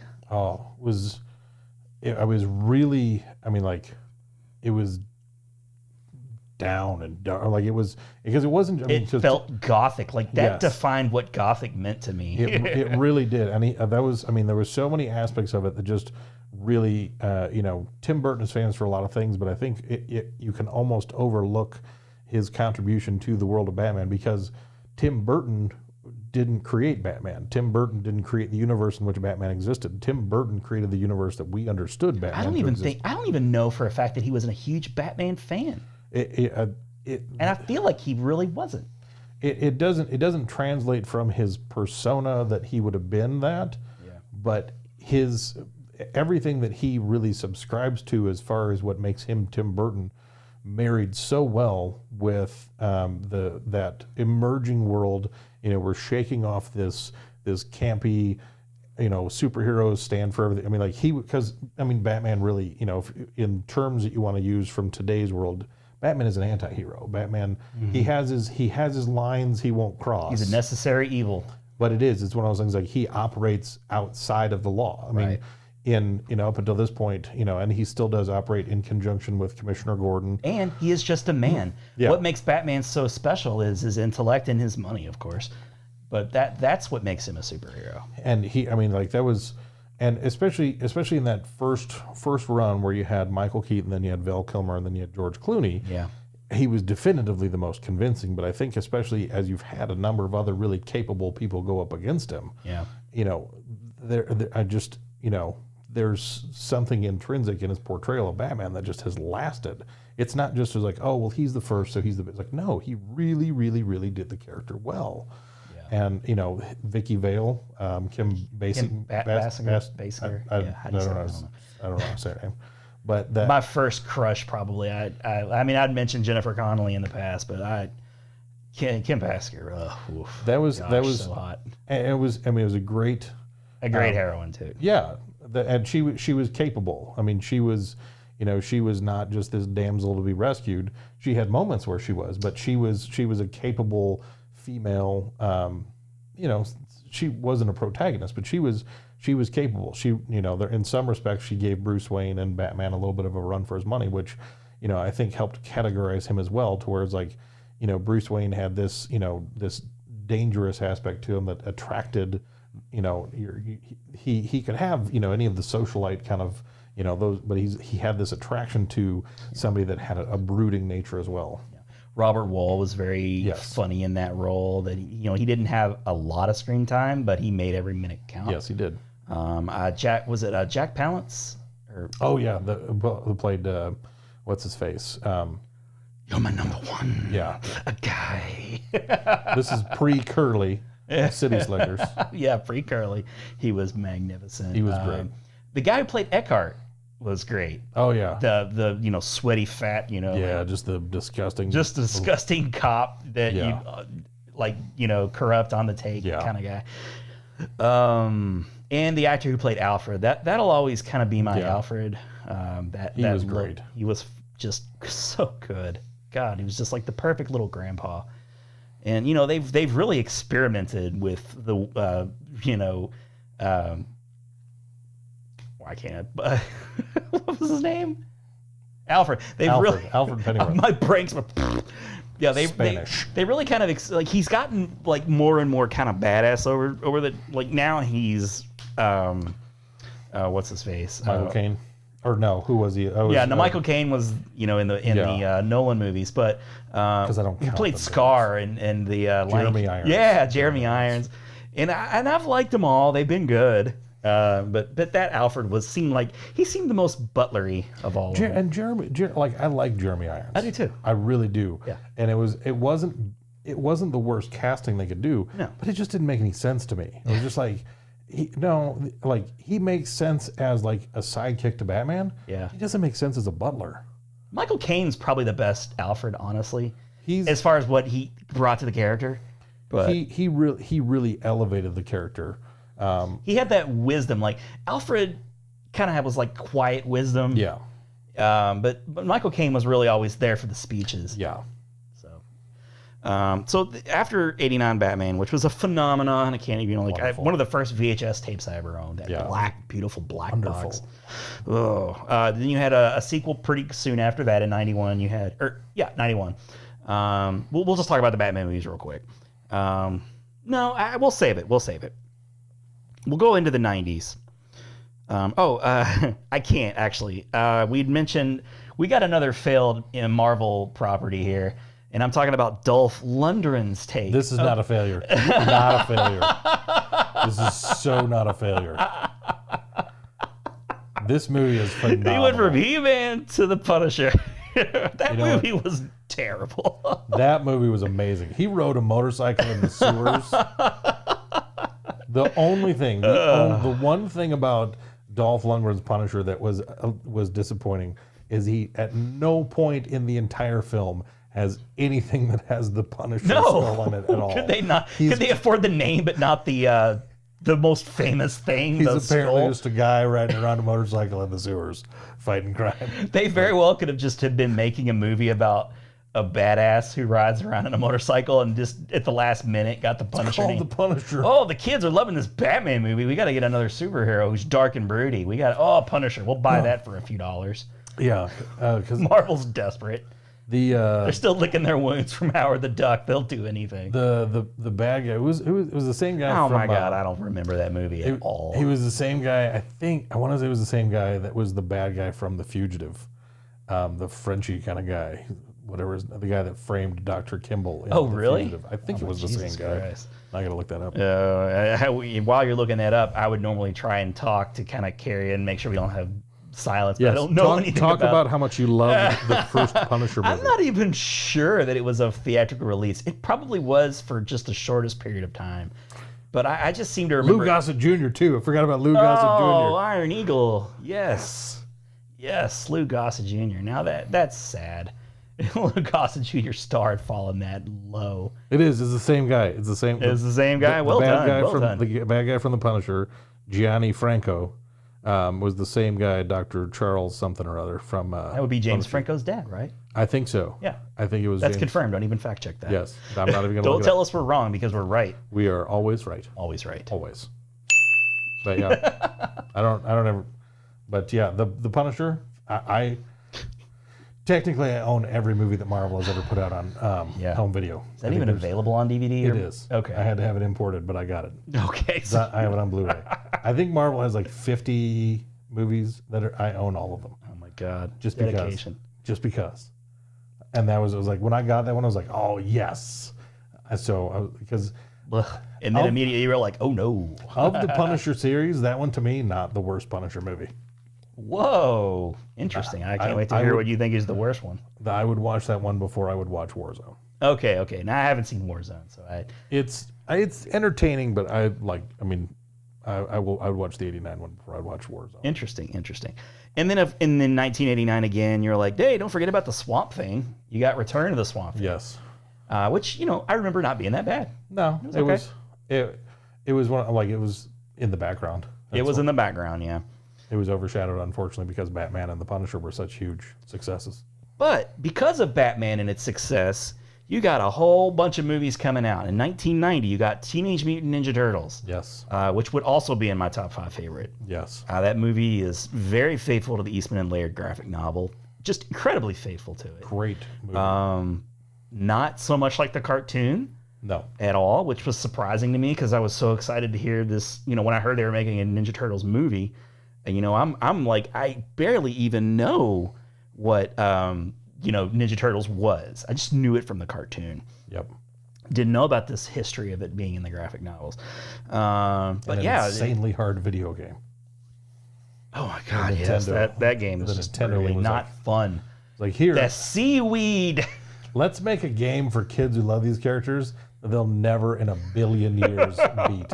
You get past the second level. Not even with a Game Genie can you beat that damn shit. You can't. That shit's is too hard. Unbeatable game. Yeah. They didn't even program an ending to the game because they just knew that people would stop at the seaweed. I think that game, for a lot of kids, is probably their first foray into just really full-on profanity. Just... I learned how to swear. This game provoked me to such rage that the only response I felt was relief enough was just bouts of just intense profanity. Never heard it before in your life. It just sprang out of you. Yeah, it just magically. What did like demons who possess people and they speak perfect Latin? Just sailor talk right out of your mouth. Nothing but just filth, floor, and filth. I mean, the kind of stuff that would make George Carlin blush. Ooh, gosh. That's what this video game elicited from children. But TMNT, huge hit. Great so now movie. you're like, like superhero movies, doing great. 1990, Dick Tracy was a big deal. Yes. Warren Beatty is like, now that was interesting too, because like you have a very well-known commodity and actor, Warren Beatty, and you have Madonna, and the movie, beautiful to look at. Al Pacino. Al Pacino, yes. I want Tracy dead. That whole tirade. And Mandy Patinkin. He was in that movie. He was great. But that's just I've only seen it like once. It didn't hit like I didn't. First of all, I didn't care about Dick Tracy. It's kind of where they started they thought any kind of comic book property they could just rip and then have it. And then, other than the looks of the movie, and I think Disney was responsible for that as well. Too, yeah. Other than the looks of the movie, I just didn't do anything for it. I mean, admittedly, because I started to rewatch it. I mean, it's been within the last month. Yeah. I would like to watch it again. It's been since when it first came out. I started to watch it, and I was watching it with Tucker, and it had been a while since I'd seen it. And there were just one too many things that I was like, this might get me in trouble watching with my kids. With Madonna, I can imagine. Yeah, she's very seductive. Yeah, they really played that up because I was like, I'll probably just turn this off. And her boobs are popping. And it was like, this is Disney was doing.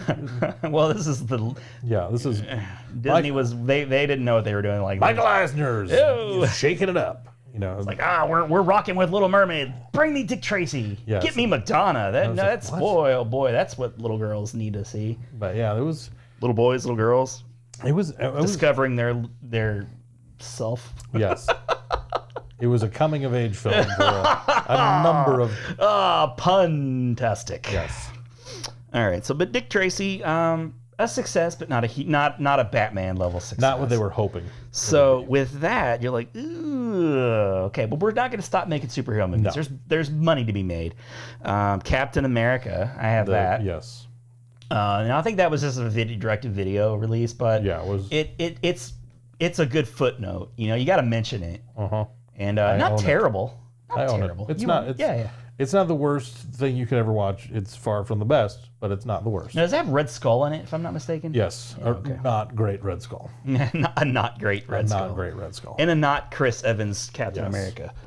And then, you got like Batman Returns, which was now this is interesting because this feels very much like a Tim Burton movie. Now, Batman felt like a Tim Burton movie. This smacks of Tim Burton. Oh, this is just drenched in Tim Burton. It's just oozing with Tim Burton. But I loved it still. I love Danny DeVito as the Penguin. I love Michelle Pfeiffer as Catwoman. Once again, Batman, Michael Keaton is the last Michael Keaton we got, and it was great. Max Schreck, loved him. Christopher Walken doing his Christopher Walken. Loved it. It's just all great. And it's a Christmas movie. Yeah. It's a great Christmas movie. I love the setting of it because it is like Christmas time. And then, once again, Gotham City's beautiful. And it ends kind of strangely, but yeah, whatever. After that, we have The Rocketeer. Yep. Disney, once again, Dick Tracy didn't work out. We're gonna go with the Rocketeer. Let's take something from an even further back portion of time. Because kids Was Howard the Duck not available? They're gonna get tired of all these newfangled superheroes. Let's take it back to the 40s. Kids love the 40s. I actually adore the Rocketeer. It was a good movie. It was really, really good. Alan Arkin, Jennifer Connelly, and then the guy that played the Rocketeer. Campbell, not Bruce Campbell, obviously. Wayne Campbell. Different Campbell. Yeah, I love the look of that movie. The score of that movie is really good, and the effects hold up pretty well, actually. I don't know that I've watched it since it first came out. Oh my, it's really good. So the Rocketeer was a failure though. It didn't hit nearly as hard. I remember being very excited to see it. I went to see it at the theaters and loved every second of it. But it was not it was very disappointing returns for them. So, some couple chinks in the armor now, apparently. Dick Tracy, Rocketeer, not so good. And because of the Rocketeer, and probably also because of Dick Tracy, things got cold again. Yeah. We didn't really get another superhero movie until 1993, The Crow. Yeah, and that was very much in the background as well. And that was a very different kind of superhero movie, different kind of. It really, I mean, it played further. It was nice because that's probably when you start to really see, now that Batman has really kind of nailed it, a darker superhero is more acceptable. And obviously with The Crow, you take it to a much more vengeful, and much more violent area. Here's the way I look at it. Like at the beginning of each decade, you're still sort of in the previous decade. Yeah. The early 90s movies still had a bit of an 80s feel to them. Yeah, they did. To me, The Crow is the first true 90s superhero movie. The music was very 90s. The tone was very 90s. The tone was very 90s. Very Gen X. The visuals were very grunge. Yes. And that matched up very much with the tone of the early 90s. That one really departed from what we had gotten up to this point. Yeah. And even with Batman Returns, which was, Batman was dark. Batman Returns was darker in a different kind of sense. This one was just just straight. It was grungy. You nailed it. You absolutely nailed it with that description. The streets looked dirty and grungy. Everything was grungy, and obviously a lot of that movie is overshadowed by the tragedy of Brandon Lee being killed during the filming of the movie. I personally don't think Brandon Lee was going to be the big breakout star that people kind of made him out to be. He wasn't going near. It had been a long time since his dad had really, since Bruce Lee had been really, and he wasn't as talented as his dad. No, and he was a nice looking guy, and but he'd been in kind of garbagey movies. He had been in other stuff. It wasn't like this was the first role he'd been in, but Brandon Lee had been in stuff, and people weren't overwhelmed by it. Yeah. To me, and it's not surprising that Jason Momoa almost played the Crow, and I think at this point it's been sufficiently shut down. Yeah. They were going to have him play the Crow in a new iteration of it, but he reminds me of Jason Momoa. He's good in some senses, but in a lot. Because Jason Momoa has been in a number of films. People just don't realize that I liked him in Bullet to the Head.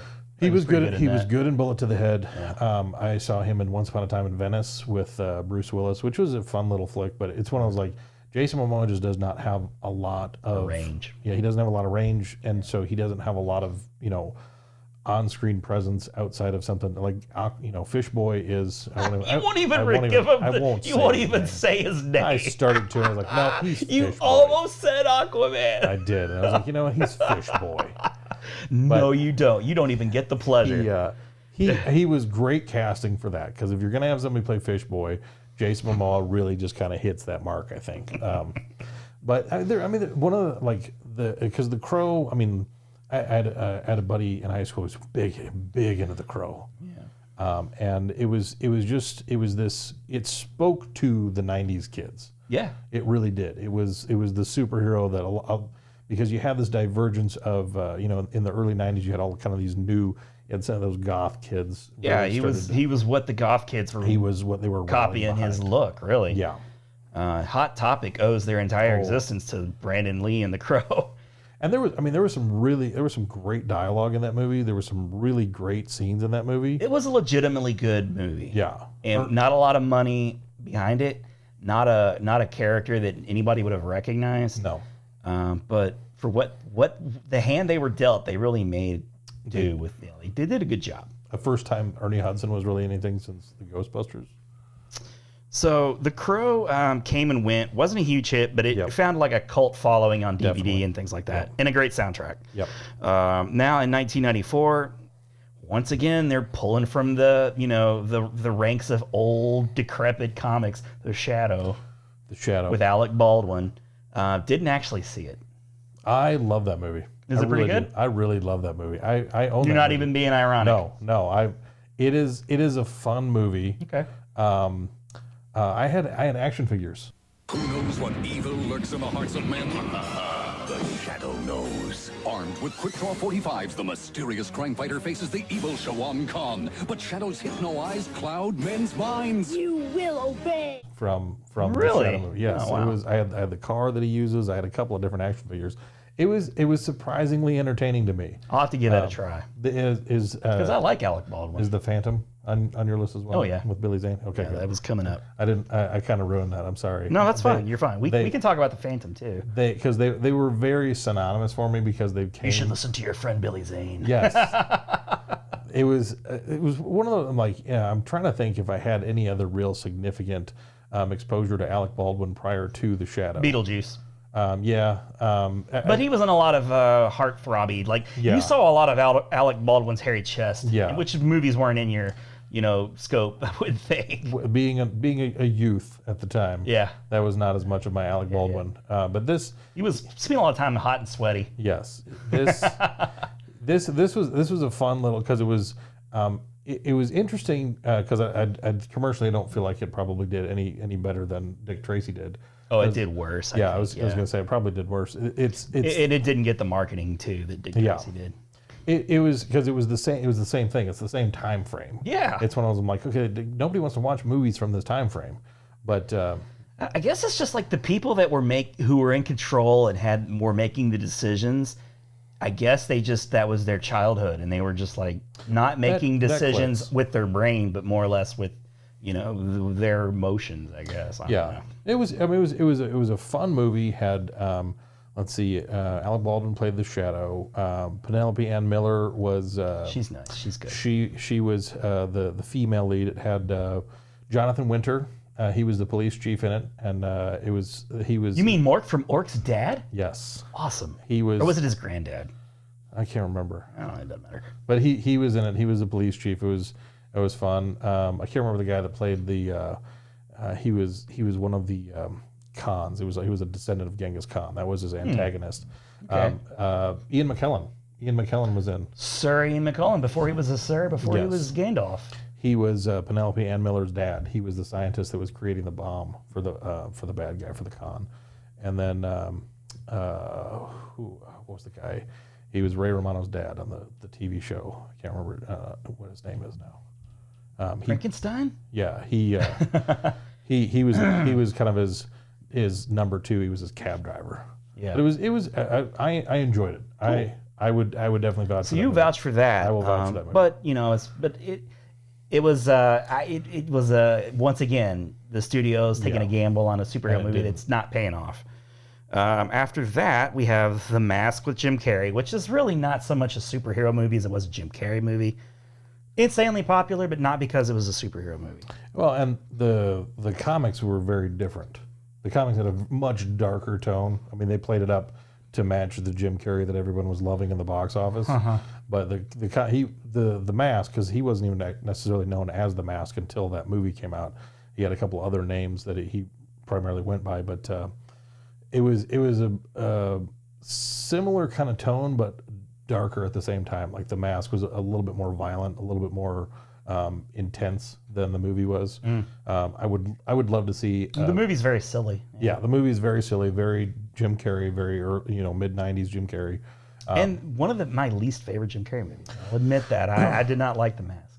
I have not watched it in a while. I did enjoy it because I could identify with the character of Stanley because I'm an adult now who watches far too many cartoons. And if I had a mask that allowed me, I can see that. that's the kind of stuff. If I had a magic mask that allowed me to do whatever, that's the kind of stuff that I would do. I just pull hijinks and pranks and be goofy. And Yeah. So after The Mask, for me, this is the pit, the bottom, 1995. So you had Batman Forever, which was a huge hit. Unfortunately. But it was the Joel Schumacher Fool's Gold. It was everything that Batman would like. I liked Batman Forever. I thought it was good. But everything that people hated about Batman and Robin was right there with Batman Forever. But that's not the worst of it. Judge Dredd. See, the new Dredd, I think, hit a lot closer to what they wanted it to be. Yes. Which is unfortunate because Keith Urban. Yeah. Well, there's even a more new Dredd, actually, isn't there? I know they have a sequel in the works. Yeah. But he was. It was the hard thing is they cast Sylvester Stallone as Judge Dredd, which they had to. He was the name. It works for the box office, but not for the character. Yeah, and Judge Dredd had a cool look to it. It's a good story too. I mean, it wasn't even that good. Rob Schneider was a that. little plucky comedic relief. Don't call us plucky. We don't know what that means. But Judge Dredd, a bomb, a huge bomb. It was not. Yeah, not. It was ahead of its time. Also, 1995, The Phantom. Billy Zane again. Christy Swanson. I like that Christy Swanson, but I've never seen The Phantom. Treat Williams. who was? He's like a poor man's Harrison Ford. Who was the first guy that was in the movie The Substitute? I can't remember his name now. Oh, Tom Berenger? Tom Berenger. He's a poor man's Tom Berenger. I say that specifically because Treat Williams reprised the role, I think, 3 more times. Oh, Lord. Tom Berenger played The Substitute. I'm just excited that I remembered a name you didn't remember. Yes! I'm so glad Score one for Ron. Well done, sir. I love Tom Berenger. He's a fantastic individual. Yes. Really was. The Major League's the greatest baseball movie. No, it's not, actually. I liked it, though.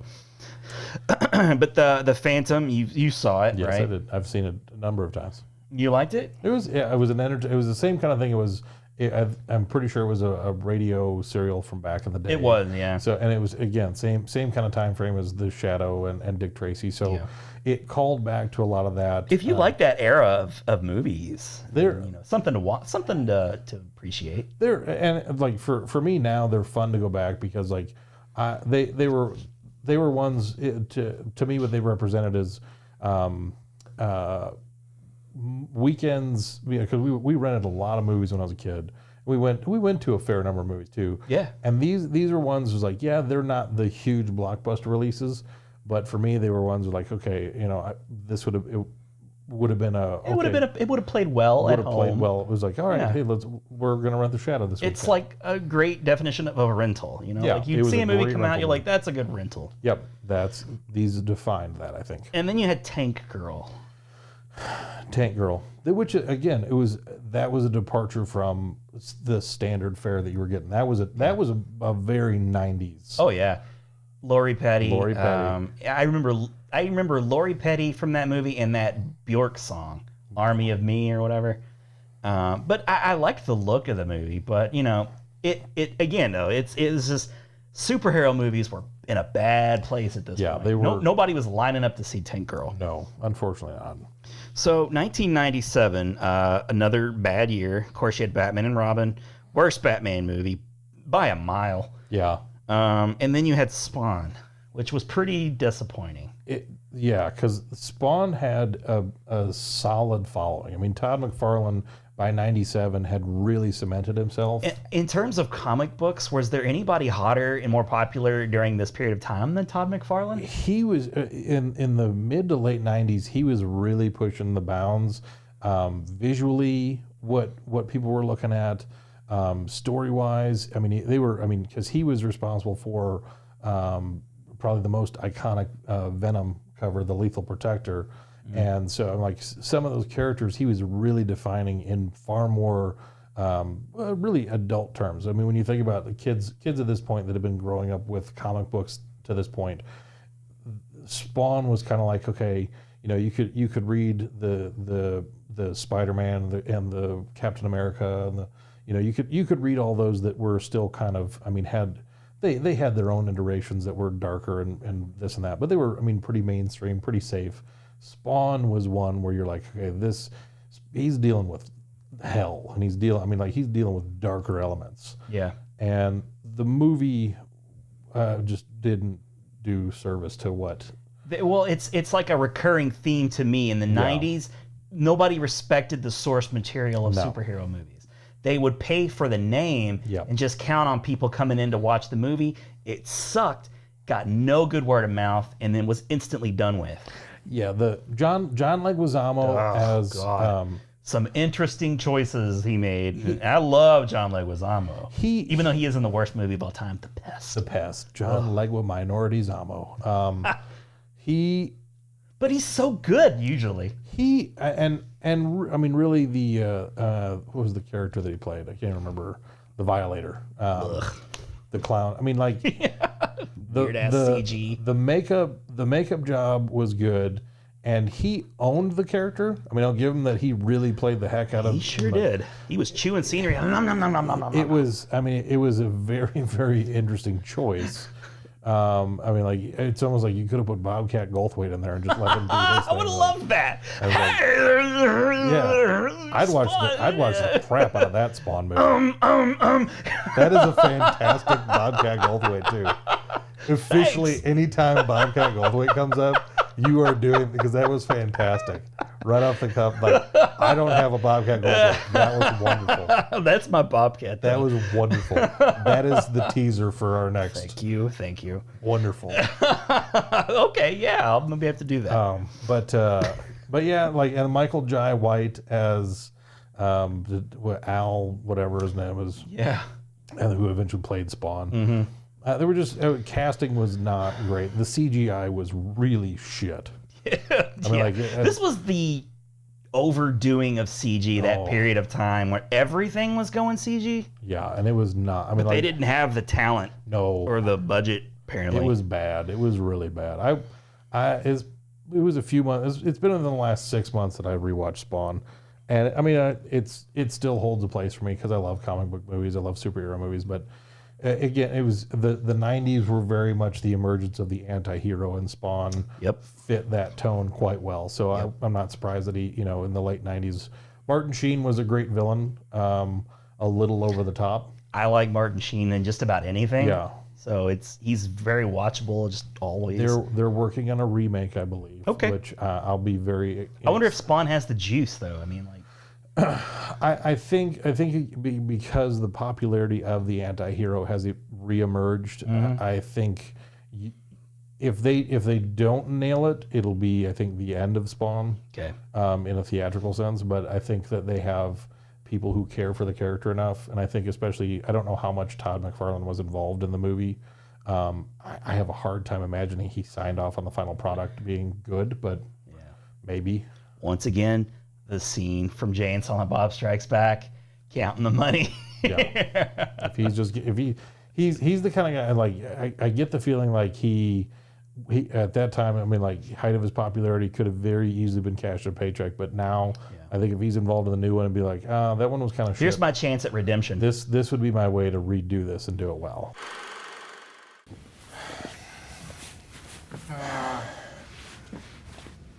So, action, Gus, or? Jesus, Ben, I said I'm busy. 1997, a big rebound movie for you, Steel, with Shaquille O'Neal. Shaquille O'Neal. He's the quintessential greatest actor we've ever had. I mean, people are like, oh, you mean, sir. People want to say Al Pacino. People want to say Anthony Hopkins, Christian Bale, Laurence Olivier. No. Daniel Day-Lewis has got Jack and shit. O'Neal. He played basketball. He was a genie who rapped. He was a superhero made out of metal.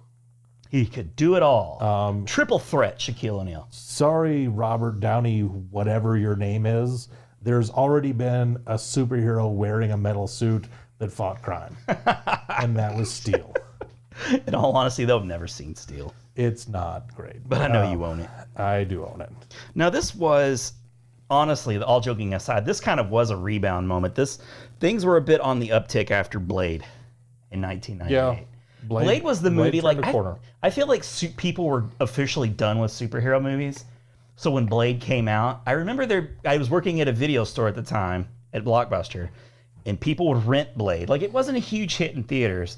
People would rent Blade, and it was one of those, like, word-of-mouth movies. Yeah. Like, you gotta see Blade, man. It's great. Dude, Blade. Yeah, dude, Blade was way better than I thought. Wesley Snipes, holy shit. I love that rave scene in the beginning with the vampire and the raining blood and all that stuff. Yep. It's great. Is it Chris Christopherson? Yeah, he was Whistler. Whistler. Yes, thank you. You're welcome. But I love the look of that movie, and it's a Marvel movie. Yes. So this is kind of Marvel's first big hit. This is when they started, because they really gave them what they needed to make that movie well. And Wesley Snipes took ownership of Blade. Yeah. Maybe by the third one a little too seriously, but I was like, all right, because he's in talks to bring the character back to the screen, which I think would be okay. I think it could do well. Yeah, it would do okay. People would definitely go back to see Blade again. And I mean, honestly, I'm because I have all three of them, and I've watched them. The first one is the best. For sure. And the third one has Ryan Reynolds, so that's saying something. I love. I mean, I but even with the third Patron one, Saint Ryan Reynolds. even in the third one, like there were some missteps, but it was still it's a good trilogy. Patton Oswalt's in the third one. Jessica Biel's in the third one. I enjoyed that, like they kind of like joined forces Yeah. with the vampires. But it was kind of interesting. It was okay. And it was one of the first times you'd really seen Wesley Snipes in a while. It's true. He'd had a few things here and there. I mean, Passenger 57, that was in the. Well, White Men Can't Jump, and Passenger 57, Always Bet on Black. This was a real different thing for him. This was something that was. He got jacked for that movie. He did. He really. My Lord. Yeah, he was ready to go in that, and. I think, it's not a mainstream Marvel character in a lot of senses. Again, it's one of those. It's funny because, it probably really is their first successful foray back into superhero movies. He felt like a badass character stepping out of a comic book. There was such a style to that movie. There really was. It worked because it was. We're kind of closing out the '90s with it, so we'd gotten away from that grunge. To where it was I think that whole rave kind of, it really they played with that rave. It fit that well. Rave was only lasted about a year, and this was that year. Yeah, and they did it well. Steven Dorff as really good. Yeah, he was like the vampire who was he wasn't the highborn vampire. He was kind of a mutt. Yeah, he wasn't a full blood or whatever they would call him. But he had kind of the chip on his shoulder that made him. A formidable opponent. He's like, I got a plan. I love the scene where he pulls the teeth out of that one guy and then leaves him out on the beach to die. That was a cool ass scene. They really kicked it up a notch. Those movies were intense. Yeah. So it made comic book movies like they weren't a joke anymore. It took a step towards more gritty, realistic. Yeah. Which would really be an important thing you're going to see a trend in the 2000 movies. Yeah. So the final movie that I have in the 90s is Mystery Men. And Mystery Men is playing off I think, it's kind of playing with how pathetic superhero movies had become. It was just all a big joke. The Waffler, Yes, Dane Cook. Dane Cook, baby. And Mystery Men was just okay. Like, I didn't love it. It has some okay parts. But it was just like that irony. There's just like so much irony in that movie. It really did kind of like illustrate how much the Hollywood had washed their hands with superhero movies. Yeah. It was a joke. I think people thought the fad was done. I think superhero movies were dead and buried, but Blade gave them a little bit of hope. And as tempting as it was to say that Blade was a milestone movie, I think the next true milestone movie was in 2000, X-Men. Yeah. that was a huge step. That was the first time I kind of remember feeling like they were treating the source material with a bit more respect. And of course, the casting was amazing. Yeah, they and at that point, because I mean, you had a real following of a generation that had grown up not just in the realm of comic books, but in comic book characters coming to life in a different way. You had the X-Men cartoon was really most of everything I know about the X-Men is from the cartoon, and it was. I mean, what was nice is it translated really well and really specifically from the comic books. So kids that weren't comic book readers had access to the same information. They put a lot of money into that cartoon. Yes. You could tell. And when they brought everybody to, I mean, everybody didn't translate perfectly, but for what we had up to that point, what matched hit well enough that you were like with I think specifically like Rogue. Rogue was one. I was like, okay, the character that I'd come to know as Rogue. You know, like, okay, this is, you know, in the cartoon you have, and in the comics you have, you know, this kind of she was a force to be reckoned with. She was, you know, she was like a main strong. character, She was a main character. Right. She had that thick Southern accent, and she was, you know, so you knew who this was. And then they messed up on Rogue. To see her played by Anna Paquin as a kid, that was what I applauded them on. That could have been an okay. I like Anna Paquin. Yeah. I think that could have been a good, like, because, you know, she turned out to be a pretty good actor. You know? Yeah. I loved her in, like, you know, the Vampire Show. That she was pretty good in that. So she had the chops. But I mean, Hugh Jackman. Was there ever a bigger home run hit with this guy? That guy, they nailed it. And that was great. But you know, Patrick Stewart is Professor X. He's too. He was like born to play Professor he really X, was. you know, and even up until Logan, I mean, he was still playing him very well. Ian McKellen as Magneto is not necessarily the person you would imagine. He's kind of old, but he's friggin' Ian McKellen, so he's awesome anyway. The chemistry between him and Patrick Stewart, I think, is what really cemented that. I don't think that he's the greatest choice for Magneto, but they made it work well, and I'll give them that.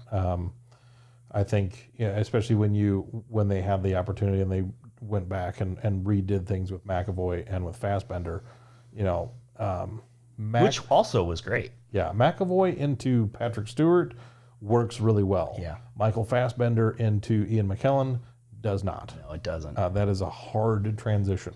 Yeah, I like Fassbender quite a bit, but you're right.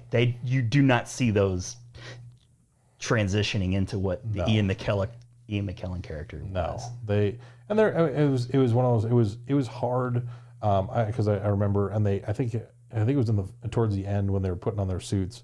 I think there was even kind of a joke that Wolverine made about, they're just wearing black leather. With the one claw that comes up in the middle finger. So it was one of those that I think as let's see, 2000, I would have been a teenager right there, and it was one of those where like I was anticipating, I knew it would have been kind of cheesy, but the blue and the yellows and all the vibrant costumes. Nowadays, of course, they would go whole hog. Yes, but it was like they were still holding on. They weren't going full in, like trusting the source material, because it was, like I said, the 90s were bleeding into the 2000s. You still have that 90s mentality bleeding in, and it would have been laughed at if they went full on. I mean, that's just what it was. But it wouldn't have been accepted by the whole. No. Now, the true fans would have loved it. Oh, yeah. But they didn't trust that there were enough true fans to carry it financially viable. Yeah. Yes, it was. What I will give them credit for is really especially when you're going through the list and you know how many huge properties they have. This is the first time they really plunked down like these guys are one of our flagship. Like DC comes charging out of the gates back in the late 70s with Superman. Bam, we need to make Superman. Yeah. For 30 plus years of evolution at this point, or 20 plus years of evolution at this point.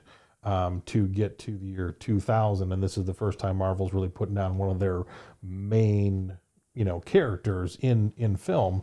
It's like, okay, this is their first. We really need this to work. Yeah. And they there were a couple of missteps, but they executed really well. Fox kind of survived off X-Men movies for the next 20 years.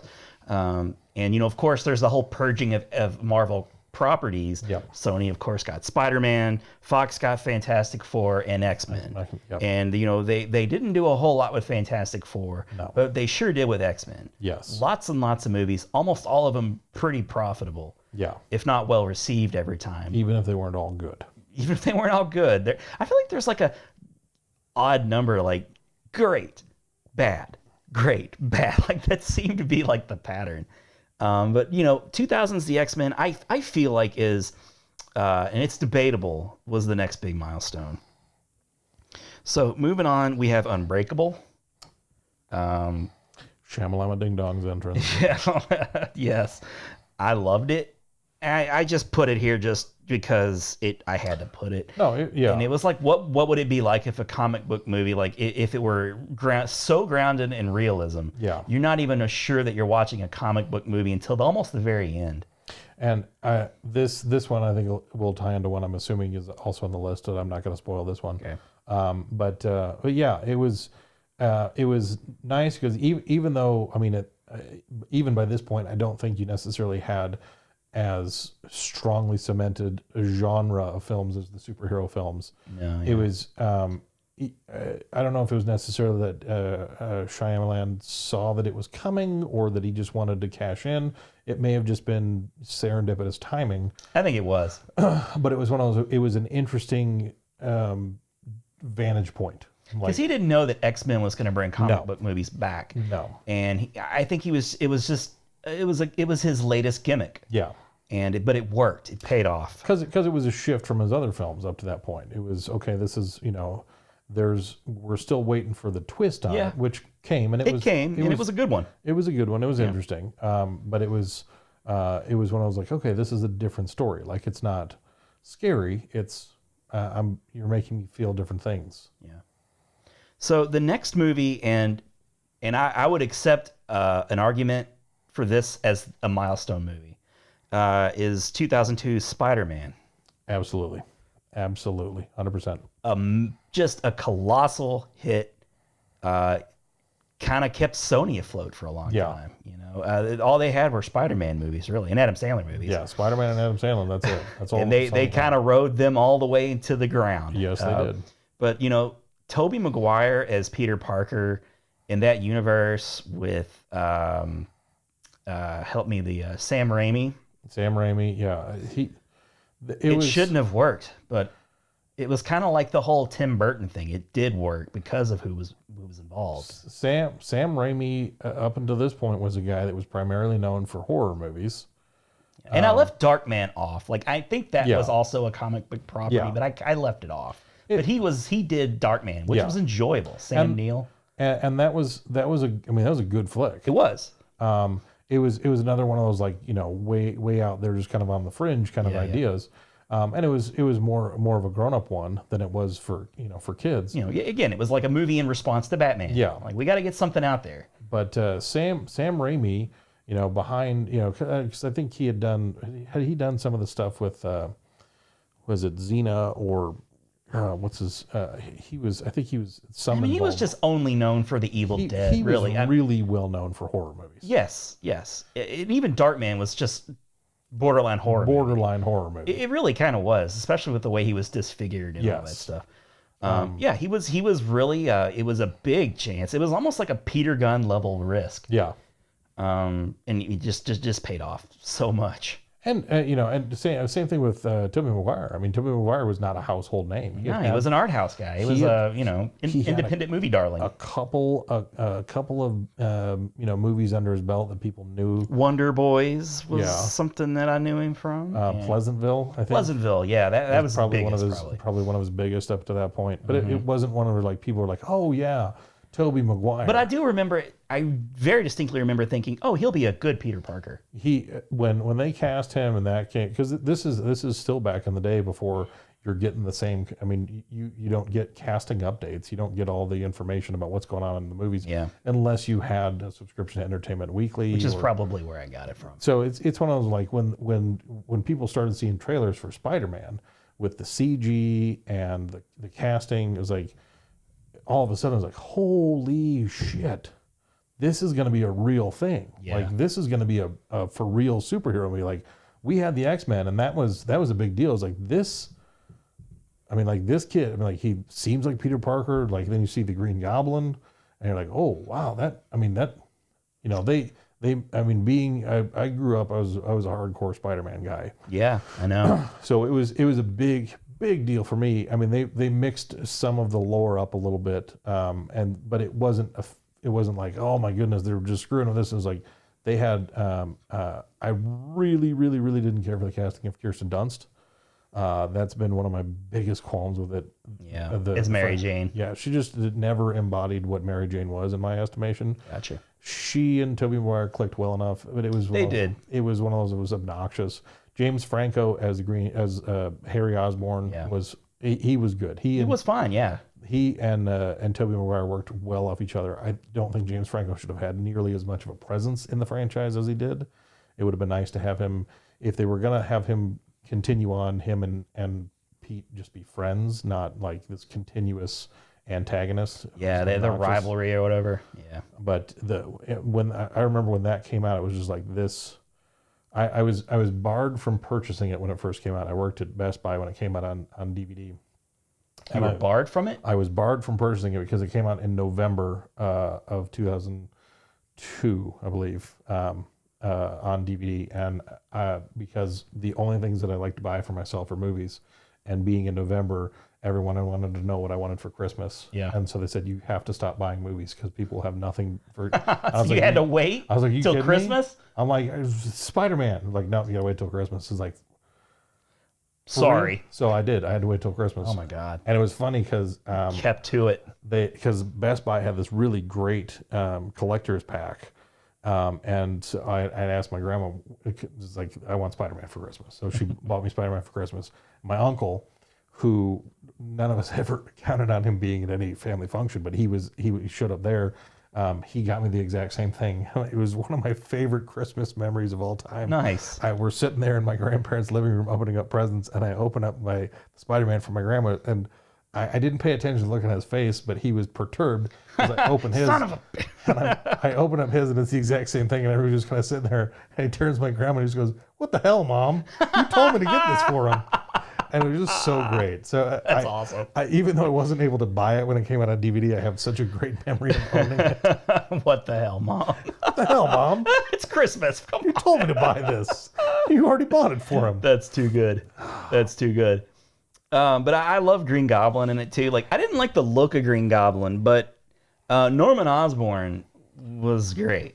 Willem Dafoe was born to play Norman Osborn. Yeah. If he wasn't born to play the Joker, which I've seen a lot of memes, is like, oh my God, how did this guy not be the Joker? He was very good Norman Osborn. He's got a very pointy face. He has just a chiseled face. He has a very unfortunate looking face. And it's not coming from somebody who's like, I'm not gracing the covers of magazines. He looks like a villain without makeup. Yeah, you're like, this guy's up to something somewhere. Very much so, yeah.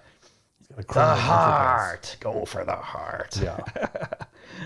And then it's interesting because I like to look at X-Men and Spider-Man as like this kind of parallel, dizzying heights, terrible ends, like the trilogies. Because X2 came out, bigger hit than the first. Yep. Spider-Man 2, bigger hit than the first. X-Men 3 and Spider-Man 3 both come out, immensely disappointing. Terribly. Hugely successful at the box office, hated by most people. Yeah, they really... So it's funny how those two franchises paralleled. Because what they did by the third episode of each of those franchises is the studios were too involved. Yeah. And too much money is involved. The people that had the care and consideration for them in the first two iterations of both of those franchises really paid attention to what they wanted to do and executed well. And by the third one, the studios were thinking, well, we can make a crap ton of money with these. And so because they pressured Raimi to put in more villains, they pressured him to put in Venom, and he didn't want to. He had a story they wanted to tell. Yeah, and too many villains, man. It was like what kind of killed the Batman movies too. Yeah. Really, you just had to stuff too many storylines. Yeah. For an hour and 45-minute movie, it's just not good. Make it bigger, make it. It's like, no, you don't have to. There's such a rich story to be told, anyways. Yeah, it doesn't have to be bigger to be better. You're diluting it. You're diluting the product. So those, so we had those 3 movies each, and we had, of course, some Blades. There was a trilogy for Blade. Yes. So all of a sudden, everybody wants to make a superhero movie again. Yes. So now you got 2002's Daredevil. Mm-hmm. Ben Affleck wants to be a superhero. Met his wife, Jennifer Garner. And, I liked Daredevil. I had no concept of the source material. And after seeing the wonderful Netflix series, I laugh at it, which is probably what Daredevil fans all along were like, this is garbage, this is shit. But I liked it. It was a very 2000s movie with the soundtrack and everything. And, what's his face, who played Bullseye? Colin Farrell. Yeah, Colin Farrell. Very weird choices he made. You got Kingpin. I love that actor, but it's like, Michael Clark, because it was one of those. It was just there's, it's one of those. Don't you put that evil on me, Ricky Bobby. Well, and you get into. I mean, like it's one of those. I'm like, I think they wanted to feel like they were making a bold choice by casting Michael Clark Duncan, an obvious black actor, instead of, because the Kingpin is a giant white guy. That too, and like they probably he was so big coming off the Green Mile, they just had to put him in. And it was one of those, it was like, it's not like it's a racial thing. It was just more like, part of what makes Kingpin the Kingpin is that he's a massive white guy. And you're just like, where did this massive white guy come from? So it wasn't that Michael Clark Duncan did a bad job portraying the character. It was just, he didn't do anything. You could tell, I mean, like with Colin Farrell as Bullseye, like they were just kind of like, what if we did this? And what if we did that? And people were like, I guess that's fine. I'll give Colin Farrell credit. He really committed to that. Like he really was doing something. He was a very weird Bullseye. Yeah. That was for sure. The director's cut of that movie helped tremendously, because if you watch the director's cut instead of just the regular cut, it ties it together better and it makes it a better movie. It wasn't disappointing when it came out. It's a little bit more disappointing now. Yeah. In the evolution. It was actually a hit. It did well. It was a mild hit. It did well because Affleck had some real juice. Armageddon Day. There was a lot of name recognition. Superhero movies were on the rise. Right. So there was a lot working for it, and I think it was just unfortunate because it fell a little bit flat compared to what had been coming out at that point. Got a Kevin Smith cameo and Jon Favreau in that movie. Jon Favreau's Foggy. Foggy, yeah. Yeah. So, moving on, 2003's Ang Lee's Hulk movie. Yes. I actually hate that movie. I love the Hulk, and that was a hard one for me to buy. The look of Hulk, he looked like Surge. He looked like a can of Surge. I don't know what they were doing with the CGI, and like the way the movie plays out, and what I believe Ang Lee, because I feel like it was either one of the DVD supplemental materials or something I had read or watched about it in the aftermath of it, is his vision was to take it and make it comic booky. He definitely did that with all the panels. And this. It was like, this is distracting though. And it was, I mean, like Nick Nolte. I mean, like, there was stuff that was true to some of the source material that, with Banner's parents and his dad being abusive and stuff like that. But it was when I was like, this is kind of a downer. Like, part of the whole superhero thing is like, we can look up to these guys, but we don't totally identify with them because they're kind of on this other level. And they're like, oh, well, wait, this guy, his dad beat his mom and that gave him all this rage. It was like, well, I can kind of relate to that. It's like that. It was just kind of a weird step. Eric Bana wasn't bad casting as Bruce Banner. Yeah, Eric Bana is a good actor, but it wasn't the best casting and Josh Lucas is the guy that was, his antagonist. We had a Lou Ferrigno cameo. Had a Lou Ferrigno cameo, which was fantastic. Yeah. But I hated that movie. I hated it. I haven't seen it since the first time it came out, like when I first saw it at the theater. Jennifer Connelly was in it. She's the only good thing about it. Yeah. Not that she was good in it, but she was nice to look at. Sam Elliott was her dad. As her dad. That was pretty decent. It was okay. But yeah, there were a lot of misses in that movie. It was really unfortunate. That was a big old whiff. Yeah. So now we're starting to see once again like the the expensive movies, like there was a lot of money going into these movies, and now they're starting to get bad again. Yeah. So here we got another dip. We had the peak, now we're gonna have some valleys. Yeah. So that movie made some money, but it was disappointing. And you know that because they didn't make any sequels to it. Yeah. Catwoman 2004 with Halle Berry. Let's just not talk about that. That was such a bad movie. It was terrible. Terrible CG. Terrible. Sharon Stone's terrible. Terrible. So yeah, like less said about Catwoman, the better. Yeah. I think even Halle Berry would say, just don't talk about it. So 2004 also had Constantine. That was highly underrated. It's an excellent movie. It really is.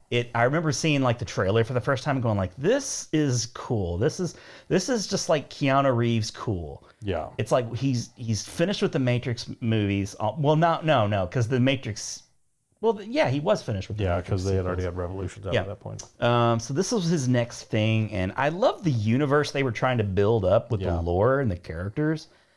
They did an excellent job, and really there should have been more Constantine movies because I love the way they ended it too. Yeah, with him, ascending to heaven, but then also coming back down because he takes all the tar out of his lungs. Pulls the cancer out of his lungs. Pulls the cancer out of his lungs so he doesn't die. It is a very creepy supernatural movie. Shia LaBeouf was good in it. Got the LaBeouf. You got the LaBeouf factor.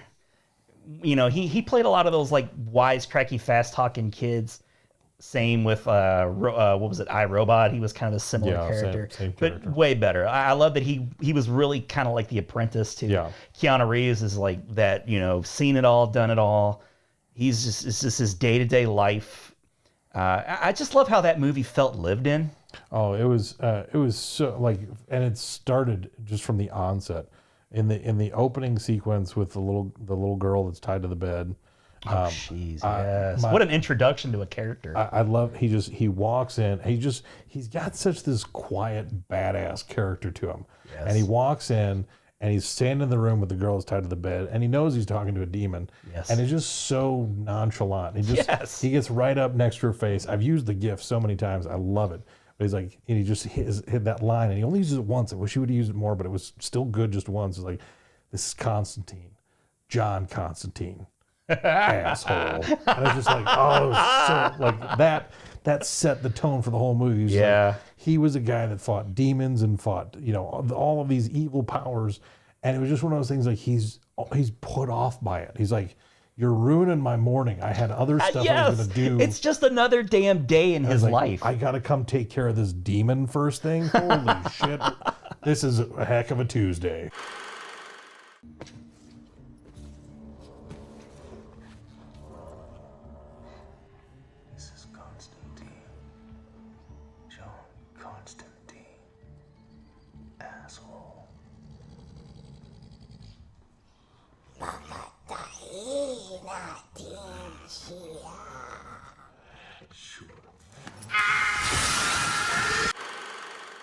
Yeah, and you're Shia LaBeouf in that movie. Yeah, you're just kind of in awe of what's happening.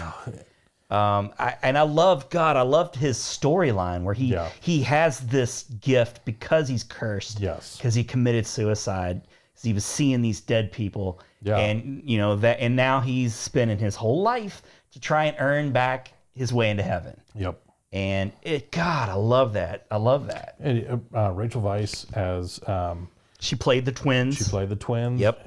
And that was just it was a cool. They had a lot of really interesting things. Yeah, because she just plays a detective who does not even know about this underworld. Nobody does. It's like Men in Black. It's very existent. Buried it down. Yeah. Because she's got. She has her own gift. Yeah, she and her sister were psychics. Yeah. And so she's buried it down because that got her sister in trouble, and she didn't want that same burden. She didn't want to believe that her sister committed suicide because she knew that she would not go to heaven. And that was one of the things that was nice about it. It was because it kind of follows a similar format to the MCU movies now. It was kind of like this crime drama, this this kind of dark thriller that that was the format of the movie, and built into it was this superhero parameter. This Yes. you know, so it was, because that's how the MCU has really done it. They have different kinds of films. Well, let's take genre films and Yes. insert superhero characters. And Keanu Reeves just, him and his buddies. He's the creepy little guy that The guy gives him all his, like, you know, feeds him his his info. gadgets or whatever you want to call him. There's that guy, and then there's the little priest guy that Papa, I forget his name. Papa. Oh, Papa Midnight, yeah. Papa Midnight. I love that character too. He was great too. And, I need the chair. and then Gavin Rossdale. Yeah, not that bad. No, I don't know any other films he's been in, but in that one he really, because he played was it Azrael? I think that Tilda was Swinton. I really liked her Swinton. character. Yeah, she was great. Really good. Oh, and the devil. Yes, Peter That Stormare. freaking guy, man. Peter Stormare as the devil was fantastic. He just, and then that whole revelation at the end where he's, the way they played with speeding up and slowing down cameras in that that really worked well. Well, not bullet time, but that was cool. That worked really well. There was a lot of really interesting stylistic elements to that just I feel like that movie got sincerely overlooked in a lot of respects. It was a modest hit. Yeah. It was a modest hit, probably a cult movie that it probably did really well in rentals. Or streaming or whatever, I don't know. So, Constantine was an unexpected hit. Yeah. So they tried to bring the Punisher back in 2004 with Thomas Jane and, of course, John Travolta, who was just going crazy in that movie. Oh, he was, yeah. I don't know what to say about that movie. Like, it was fine. I liked the Kevin Nash scene where, like, they're fighting. The Russian. That scene right there was the movie for me. It was so intense, I loved, because it had been a little while since you'd really had just kind of some of those one-liners. And that movie had a couple had some really decent one-liners. It did, yeah. I thought it was the one thing that really kind of bugged me a little bit was how his son gave him the T-shirt with the Punisher logo on it. That was how they worked that in. It was like, that's a little forced. Once again, bad missed opportunity to make him but it's just the studio saying. Yeah, I was like, all right, you're not doing that stupid Punisher shirt. You're not. But you can have a nod to it, but you're not doing it. Then they had, like, when after he'd gotten blown up and that one dude on the island nursed him back to health, and he was vaya con Dios, Fracaso, and he just kind of looks at him like, what is that? And he's like, go with God. And he's like, God's gonna sit this one out. I was like, yes, that's what I need from the Punisher. I need some of those cheesy one-liners. Yeah, I thought Thomas Jane was pretty good. And then the ragamuffins that he had in that. You had what's her face, Rebecca Romaine. Rebecca Romaine Stamos. She was good, and then Ben Foster. I liked Ben Foster and John Panette. Yeah, it was an interesting little cast of random characters there, but they really a lot of interesting scenes happened in that little hotel or motel or whatever apartment that he was living in. So the Punisher I think was again very it probably broke even. Yeah, it was. It wasn't a huge enough hit for them to spawn sequels, but I don't think it was like a disaster either. No. So from there we go. I think at this point we're trying to get experimental. Studios are not willing to pony up the major cash, but they still want to try. Like, they want to make a little bit of money, not a whole lot of money. And that's when you start getting movies like Hellboy. Yep. Guillermo del Toro is just known for his nightmare, living nightmare style of. Dude loves monsters. Yeah, he's good at monsters. Like that new movie that's coming out too, about the stories or whatever. Oh, dude, that one looks amazing. It really does. And I love Guillermo when he's doing monster stuff. Pan's Labyrinth is a cool ass movie. And Ron Perlman is, for me, always Hellboy. Like, he was just like one of those instances of perfect casting. It really was. And it's a shame that the new Hellboy bombed so hard, and it's too bad for David Harbour, who this was probably his big shot of using his Stranger Things fame to make him a movie star. And he's like an older guy. He's not going to get another chance. And it just didn't work because it wasn't Guillermo and it wasn't Ron Perlman. And they insisted on trying to just force the issue with an R rating. the Guillermo movies were like PG-13. Yeah. So more accessible. You know, it was a really fun movie, the first Hellboy. Wasn't a big hit, but you know, it did probably well enough in rentals and word of mouth that it got a pretty high profile sequel. Yeah. Hellboy 2. And you know, I liked Hellboy 2. I didn't think it was as fun as the first movie. No. I loved the tone of the first movie. It was great. And I don't know, the second one felt a little bit sillier. Again, it's like we put more money into it. We're gonna have more say from the studios. It still was silly, and you know, Guillermo had the control of the movie, but there's something about it. Well, there. I mean, and it could be the Seth MacFarlane robot guy too. There were elements that, I mean, David Hyde Pierce kind of added a little bit, and then John, the guy that played his dad, that was there in World War II. I forget. John Hurt. John Hurt. Yes, yeah. thank you. He was. I did it again. You did it. This is why we work so well together. Yes. Teamwork makes the dream work. That relationship between Ron Perlman and John Hurt. I love that father-son relationship. Then you had Jeffrey Tambor as the government guy. He was kind of the go-between, and there was more of a comedic. He was good. There. He was definitely good. The Selma Blair. Yeah, I liked her. The romance the stuff with the cats. I love their chemistry together. So the on-off relationship. They had a lot of things, a lot of plates that they kept spinning, but they did it well. So it was because it never really committed to any. Like it was an action movie with some comedy elements, a little bit of romance. You know, there was a lot going on, but it worked really well. Yeah, it was Guillermo. I mean, it was like Tim Burton. It was Guillermo. A Guillermo movie is a Guillermo movie. Yes. And other than the Fish Love movie, I think he's just got a perfect track record, except for that movie, which won an Academy Award for somehow. and then you know. No, that's your Fish Boy movie right there. That's a Fish Boy movie. Yeah. They got a whole genre coming out now.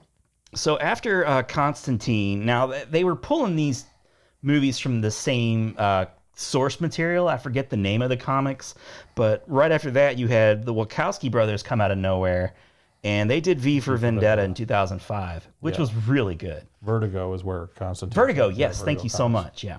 So that was like the small, like Warner Brothers. I think it was Warner Brothers. Warner Brothers, yeah, because it was Vertigo was an offshoot of DC. Yes. So they scooped up that Vertigo, and then they made two pretty darn good movies with it.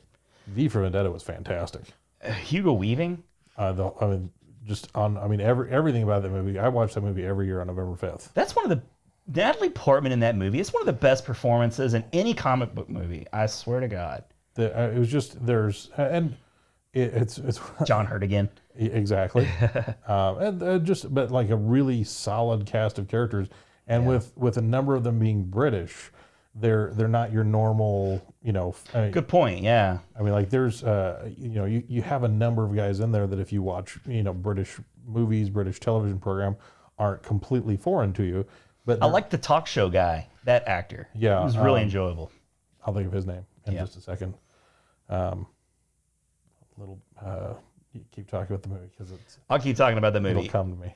But a little bit of special effects goes a long way, and you know the Wachowskis they brought that bullet time effect with them over again, but they used it very sparingly. They really only went to it in the one scene where he's V's surrounded by all of the guys, and he takes them all out with his like daggers or whatever. Yeah. So they used it very sparingly. And that's good. Like I'm glad they didn't go like Matrix Revolutions levels, like with that effect. Yeah. But I really like the story, and I love that they just blow up Parliament. Yeah. They just blow it up, like all of that. Like it actually comes true. Yeah. The anarchy, the revolution, it happens. So remember the 5th of November. I mean it's such an underrated movie, like Constantine. Yeah. It's so well done. I recommend that one to people all the time because it's the line people shouldn't be afraid of their governments. Government should be afraid of its people. God, yeah, man. It's such a good movie. I mean, I just can't. Stephen Fry. That's the guy's name. No, right. Good job, man. Good job. You really pulled it out at the last second. I was like, all right. Hail Mary pass. Okay. Milestone. All right. 2005. Batman Begins. Yes. Christopher Nolan. Batman's back, baby. Batman has returned, and people didn't think that it was going to happen. People thought after Batman and Robin, we were done with Batman. It was a talk about Hail Marys. Yeah. It was a big Hail Mary, and Batman Begins was my absolute favorite movie of 2005. I did not have a single expectation. I didn't know Christopher Nolan from Peter from down the street. Like I didn't know him. I can't even, I think Memento is his big was thing. Probably, yeah. He had following, and he had. Did he have anything before that? I'm not sure. I feel like he may have. But he was known primarily for Memento. Yeah, that was really the big. And Christian Bale was an actor that was just kind of also emerging. He was known for the Psycho movie, American Psycho. Newsies. Of course, he was Newsies. In Newsies. Of course, Newsies. I'm sorry. Love Newsies. Emperor of the Sun. Yes. As a little kid. But yeah, that he really emerged from that movie. And we already talked about Michael Caine as Alfred. Yep. Holy shit, man! The Batman villains are back. Liam Neeson. Liam Neeson was really seeing the training in the League of Shadows was really in order for Batman to come back and be a successful reboot, they had to bring something new, and they picked the perfect thing. Yes. You get to see Batman become Batman. That was important because that's I think the one divergence, because a lot of times he gets compared to Iron Man in the fact that he's just really rich and he just has all these gadgets. Yeah. But the thing is, he was trained as a ninja. Yes. I mean, legitimately trained to be invisible. Right. And that's not something to just bat your It eyes. takes more than just poofy smoke to disappear like he does. And because that's one of my bigger complaints with Affleck as Batman is I feel like they really pulled back his. He was a big lumbering Batman. He was clunky. That was the thing. Is he wasn't. He was brute force. Yeah, Batman that. I love the scene in not to get too off topic with the Nolan, but I actually really did enjoy the scene where you get to see Batman just murder all those guys. Yes. I know people hate Batman because he's not supposed to murder, but when he breaks through the floor in Versus, or was that Versus? Yeah, it was Versus. Yeah. You got to see some real brute force Batman. He's cross training in that movie too. I'm sorry. Anyway. No, it's all right. But he's clunky. He is. He's a clunky guy. He's a big bulking guy. That shouldn't be Batman. And Bale's Batman, I liked the way that they kind of did it in the treatment of the evolution of his suit. Oh yeah. Where in the first one he had a suit that fit his needs, but even in the second one of The Dark Knight, when he's like, hey, I need a little bit more versatility. He took on some vulnerability so that he could be sleeker in what he was doing. So he could finally pivot and turn his head. It was like a helmet. It wasn't the cowl that we're used to, where it's all connected going into his cape. It was disconnected. It was very practical. Yeah, it made it. There was kind of this this realistic explanation of how it came to be. Here's the R&D department of his company. It's here's projects that we've actually worked on. It's Morgan Freeman. He was great. Lucius Fox. Lucius Fox, fantastic. He was great.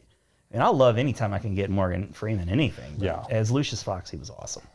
I loved Cillian Murphy as Scarecrow. The Scarecrow, yeah. I like that they didn't feel it would have been easy for them to be desperate to bring the Joker in, but it was just genius getting Cillian Murphy as a Scarecrow, and that effect. I remember that first time seeing that effect when he terrifying. was the shaky kind of disoriented effect. It was so cool.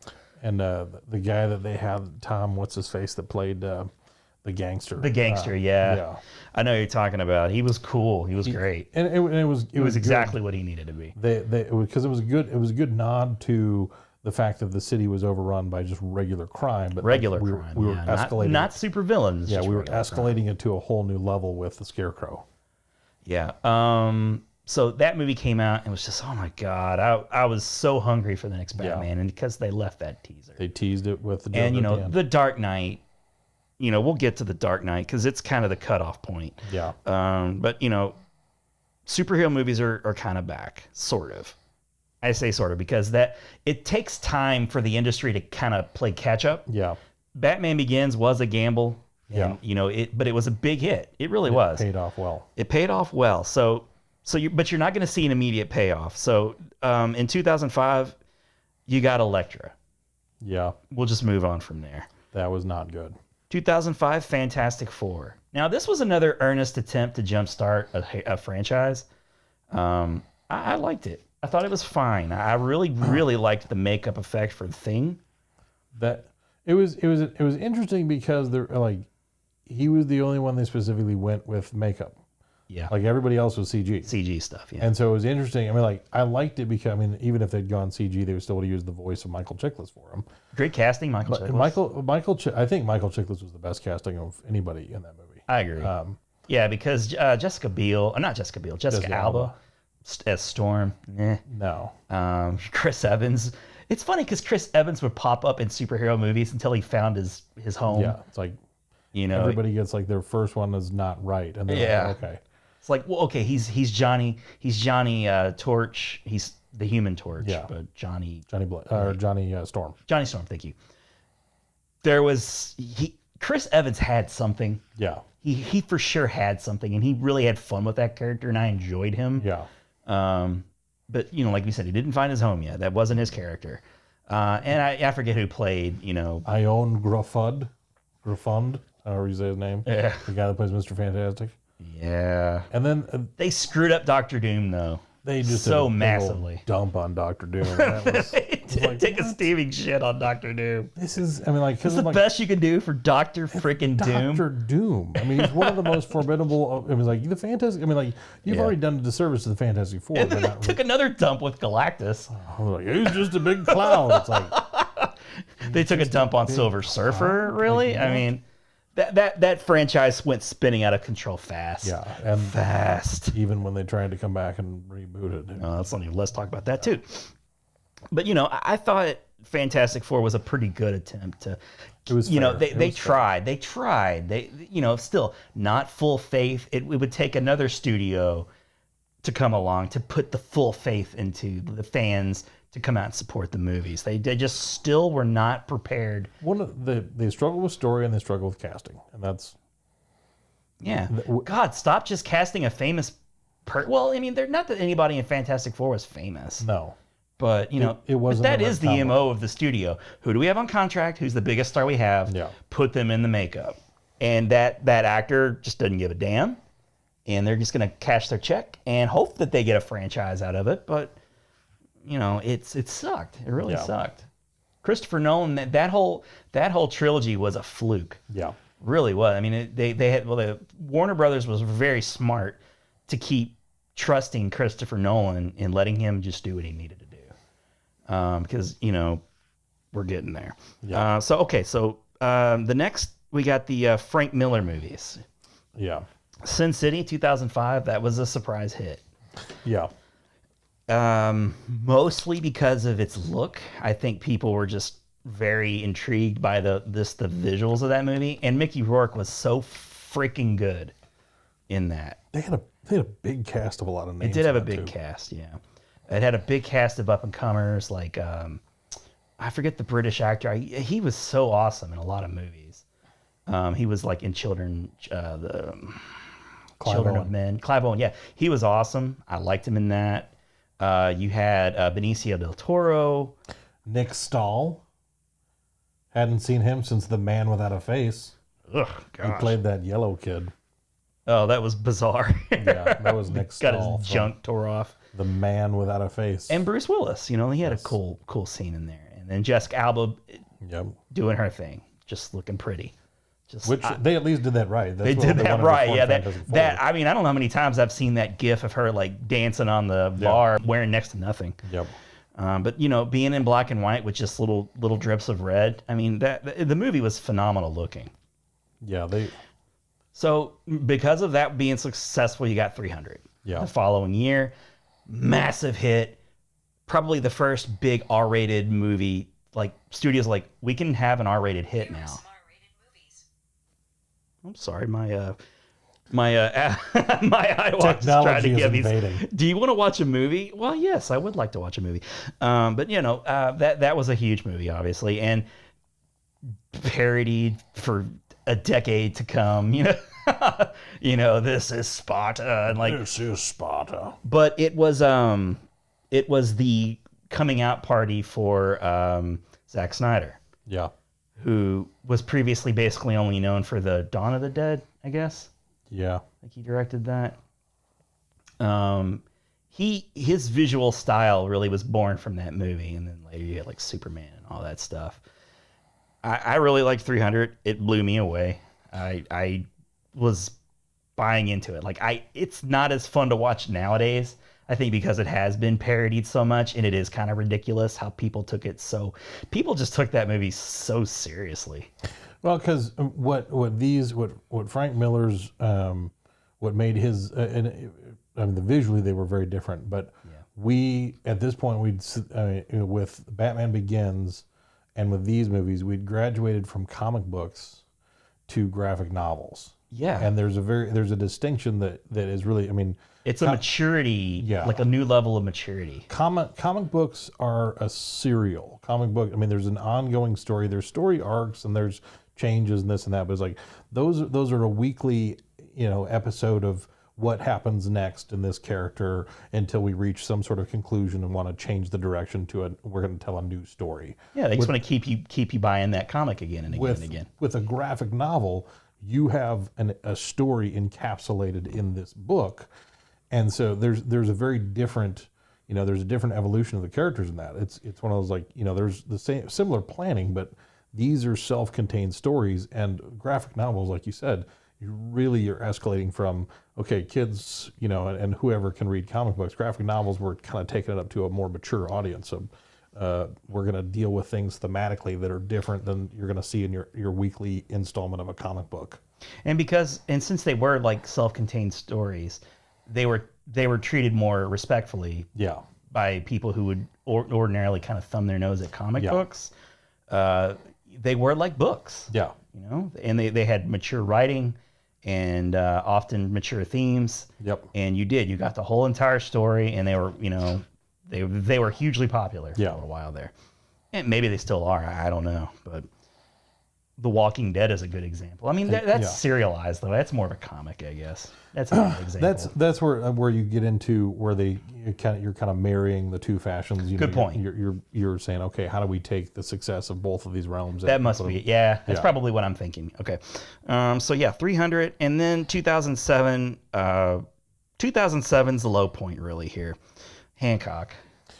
This was the one I was waiting for us to get around to. Just the one thing that I appreciated from Hancock was the perception of superheroes and how they had kind of been boxed in as kind of tight wearing, cape wearing, this or that, and they really kind of opened this up to where it's like, oh, you know what?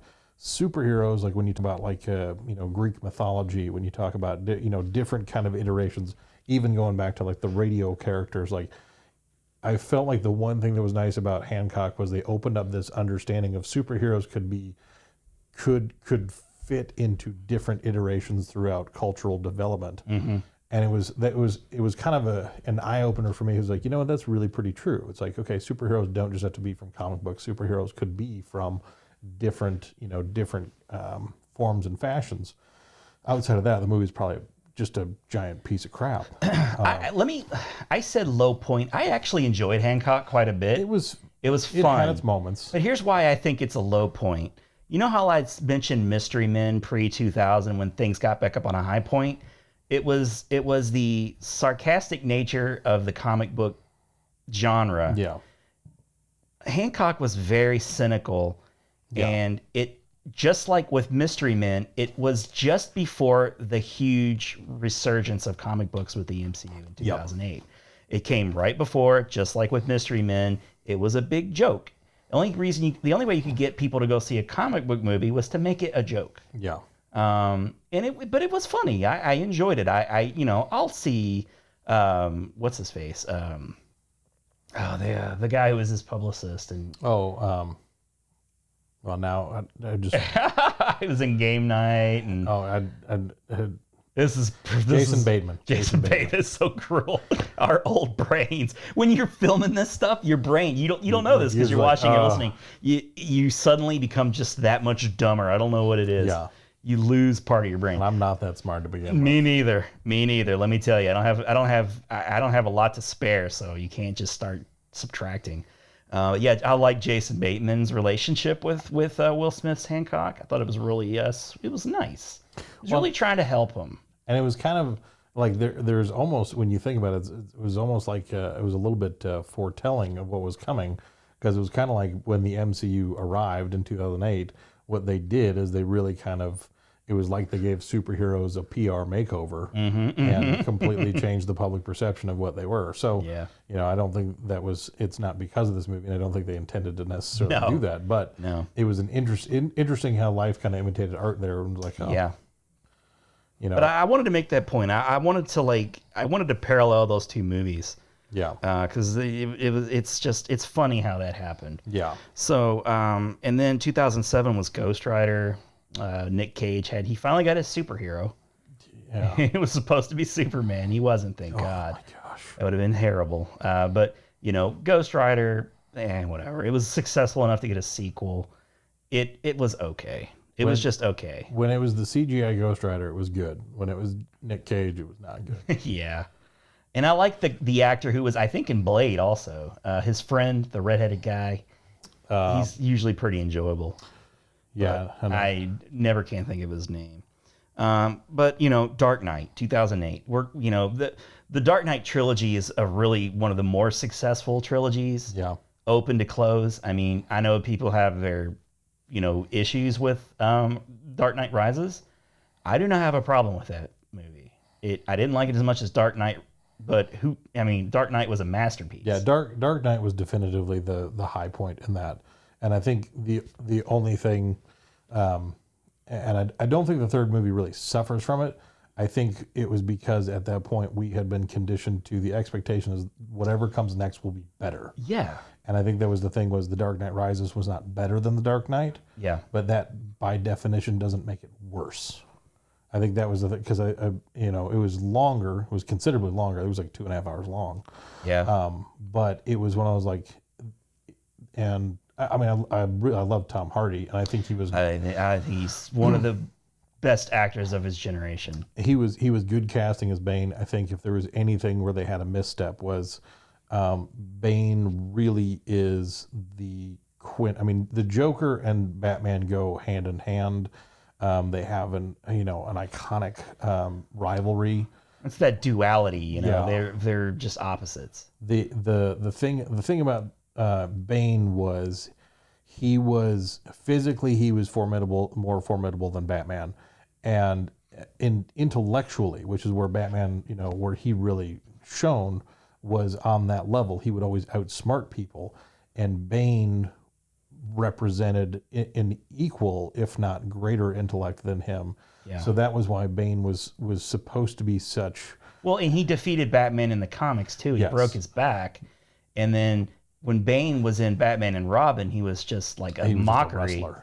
Yeah, he was just a wrestler in CG costume who couldn't speak.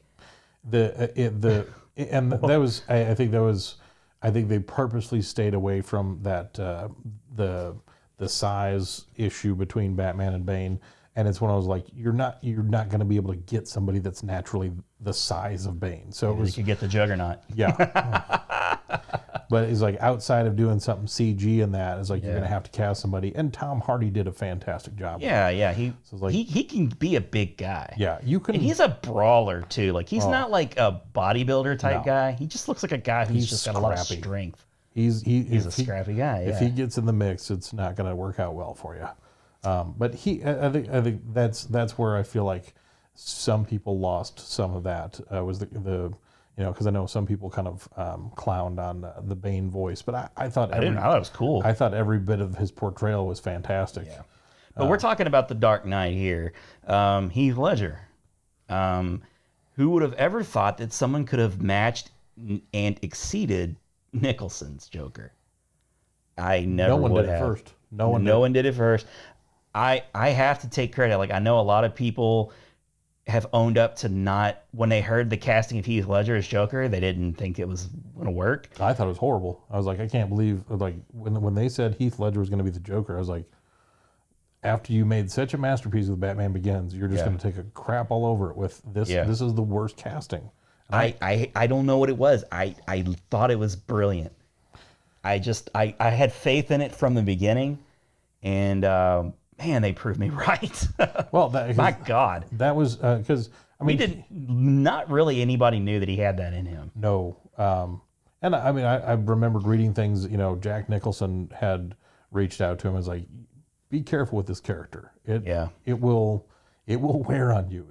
The further you get into it, the harder it's going to be for you to manage. And I think that's the unfortunate thing is I think the portrayal we got was because Heath Ledger went as far into the character as he did, and it cost him as greatly as it did. And I think that's really unfortunate because, honestly, in my lifetime, I don't know if there will be many performances that match up to that one.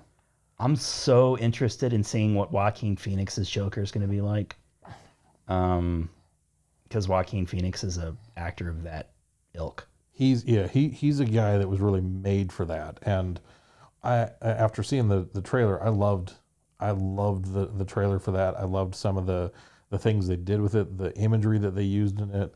And we'll talk some more about it too in the future, like when we get to that part. But and Jared Leto, he was okay. I appreciate what he was trying to do with. No comment. But what can you say about Dark Knight? Like I said, it's a masterpiece. It earned an Academy Award for the first time. Like a comic book movie had some like real legitimacy for the first time ever. They'd been nominated for special effects and things, sound, score, special effects, but we're talking acting here. Acting. Like, they actually gave him an Oscar, and I don't think it was because he died. No, I really don't. No, because that performance was Oscar worthy. It was. It definitively was. So this is the cutoff point, and naturally I put the cutoff point because of 2008. We got a little movie called Iron Man in a little studio called Marvel. And our lives changed for the better forever. For the better forever. And we're not going to spend any time talking about the Marvel movies because that's a discussion for another episode. Yeah, that's 22 movies. Instead, what I'd like to talk about is with the Endgame coming, and we know that they're going to be retiring a lot of the characters for the last 10 years that we've just taken for granted having. They're going to be going away. And now, how is it that the MCU is going to keep that head of steam moving? Yeah. Can they do it with the Avengers that are left? Which is basically, we may have the Hulk again, I guess. I hope. I think Ruffalo may be another one of those guys who has said that he didn't want to do it anymore. He said he's leaving, but I don't know if he's just copying everybody else. It feels because there's more stories, and they successfully recast the Hulk from Ed Norton to Mark Ruffalo. Yeah. So it's not like they couldn't do it again, but I don't know that they. That was I loved Ed Norton. Nothing against Ed Norton. No, it was okay. Mark Ruffalo, especially when they married the CG version of him to the actor for the first time ever, fantastic. Hulk was the Hulk. Yes, and I really would like to see. Ragnarok was a triumph. Yeah, but it was a Thor Hulk movie. Yeah, I would love for them to see. I would like to see Ruffalo at least get his Thor or Hulk movie. World War Hulk. That's what we need. Yeah, and I don't know much about what that would be, but I trust Marvel and I trust Ruffalo in that version of the Hulk. I think it would be a huge hit. So you got the Hulk probably. You got Widow, who's Black Widow, at least going to be sticking around for a bit longer. Yep. You got Falcon. You got presumably, Scarlet Witch. I guess Vision will maybe not be back. Black Panther and Captain Marvel seem to be the big ones that they're going to depend on because these ancillary characters, the non-fantastic, like Ant-Man's pretty, he's fantastic. Doctor Strange, pretty fantastic, and they've got him seemingly for a little while longer. But the big guns are gone. And they're not going to be able to sell. They're not going to be able to make $500 million on a War Machine movie. No. They're not going to be able to make $500 million on a Hawkeye movie. They need some new juice. And with all of the Avengers gone, and Spider-Man really only being around for 2 more movies, because then Sony will have ownership of them. They would be smart to try to repartner up. What do you think they'll do? There's been talk of an X-Men Avengers movie. I know that won't be in the immediate future because they'll have to reestablish who the X-Men are in the MCU. Yeah. And Disney, as you probably know, if you're fans, you're listening this long, you're probably well aware that Disney now owns all of those properties from Fox. Yeah. In that buyout, which is perfect timing. Oh yeah, because I firmly believe X-Men is going to be what's going to help keep. I think Captain Marvel and Black Panther will be a nice bridge. Keep them afloat. I think where I could see things really shaping up because they have Guardians 3 coming. Thankfully, with James Gunn. And they have Captain Marvel, who's newly established. And I want to say Brie Larson has signed on for 7 pictures. Wow. I think that's what Well, of course, those are all counting like Avenger movies and stuff so too, I guess. she'll have 2 of those under her belt, but that makes 5 more appearances. Yeah, and she's awesome, as we already established. But one thing they've been teasing in the Guardians movies is Adam Warlock. Oh yeah. And so there's after Guardians 2, right? Yeah. They've really kind of laid some groundwork for that, and that opens up a lot of storylines. Plus, if you revitalize the Fantastic Four, you do have this whole kind of space arm of the MCU that really could open up. And thankfully, they've established that with Guardians. Yeah, it wouldn't be a shock to see some of that stuff. No, and so I'll be kind of curious because the format up till this point has been introduce the characters, then bring everybody together in a big movie, introduce some more characters, refresh them on the old characters, bring them together in another big movie. And they've just kind of kept doing that. They expanded a little bit, and then everybody comes together in one of these massive Avengers movies. And I'm curious. I know they've had a lot of success in the crossovers, but I wonder if that will work better because they don't have necessarily as dynamic of characters. If it'll work better where they have small crossovers, and it's just like we're going to make a Black Widow movie, but we'll have Hawkeye and we'll have Falcon and we'll have a couple other guys. Similar to maybe like a Captain America.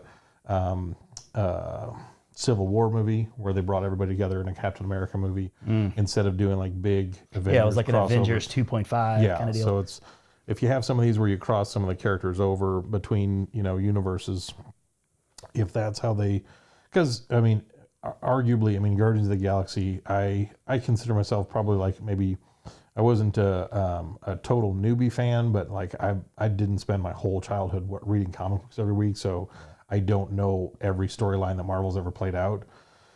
But there seems to be an endless well of stories. They have over 1,000 characters and in their mind, and so it's when I was like, as well as they did between the story and the casting, which is what I always come back to. It's the story and the casting. What they've done with Guardians, if they could do that with a relatively unknown property, especially mainstream, nobody knew who the Guardians were mainstream. No, if they could take a franchise like that and turn it into they turned it into a trilogy of films to the point where the public, not just small hits, huge hits. The public was so adamant that they bring back the original director that Disney caved on it. It's like, okay, that's saying something. That's a big story right there. Yeah, so it's like, okay, I don't know which directions they'll go. I don't know who all they'll bring into the mix. I don't know if they'll just be introducing new characters, if they'll try and repurpose some of the guys that are left around. I have some thoughts myself. With Star Wars seemingly coming to an end for a while, they've kind of said they're going to pump the brakes on Star Wars. Yeah. So that means they can't put everything into the Avengers storyline. I think probably what they'll do is they're going to keep X-Men kind of self-contained with Deadpool. Yeah. And they won't really cross over for a long time. Yeah. I'm not expecting to see a Wolverine in an Avengers movie anytime soon. Which is a shame, but I know. I agree. But I think with Star Wars pumping the brakes on that, I think they're going to try and live off of those. They're going to have them. They're obviously not going to be separate, but they will. Yeah. Like they're not going to be little cheeky crossovers too much, I don't think. So with that being said, I'm not really sure. Like, will Avengers die down to let X-Men emerge and be the big thing? Or will Disney just go ahead and put them all in there together? Or will they take the Fantastic Four? Would that be enough to prop up that Avengers universe? Because with the whole time travel, like that whole situation, like they could more easily integrate, I think, fits into the Avengers timeline that they move around, they jump around a bit. Let X-Men be a separate thing, make them lots and lots of money. It may be 3 years before we see an X-Men movie. I don't think it's going to be right away. No, they've got stuff in the works. Because you got to let Wolverine, you got to let the Hugh Jackman die. Yeah. He could still possibly He's suit up. been dying for how many years ago was Logan? 2-3 years now? Yeah. He's still...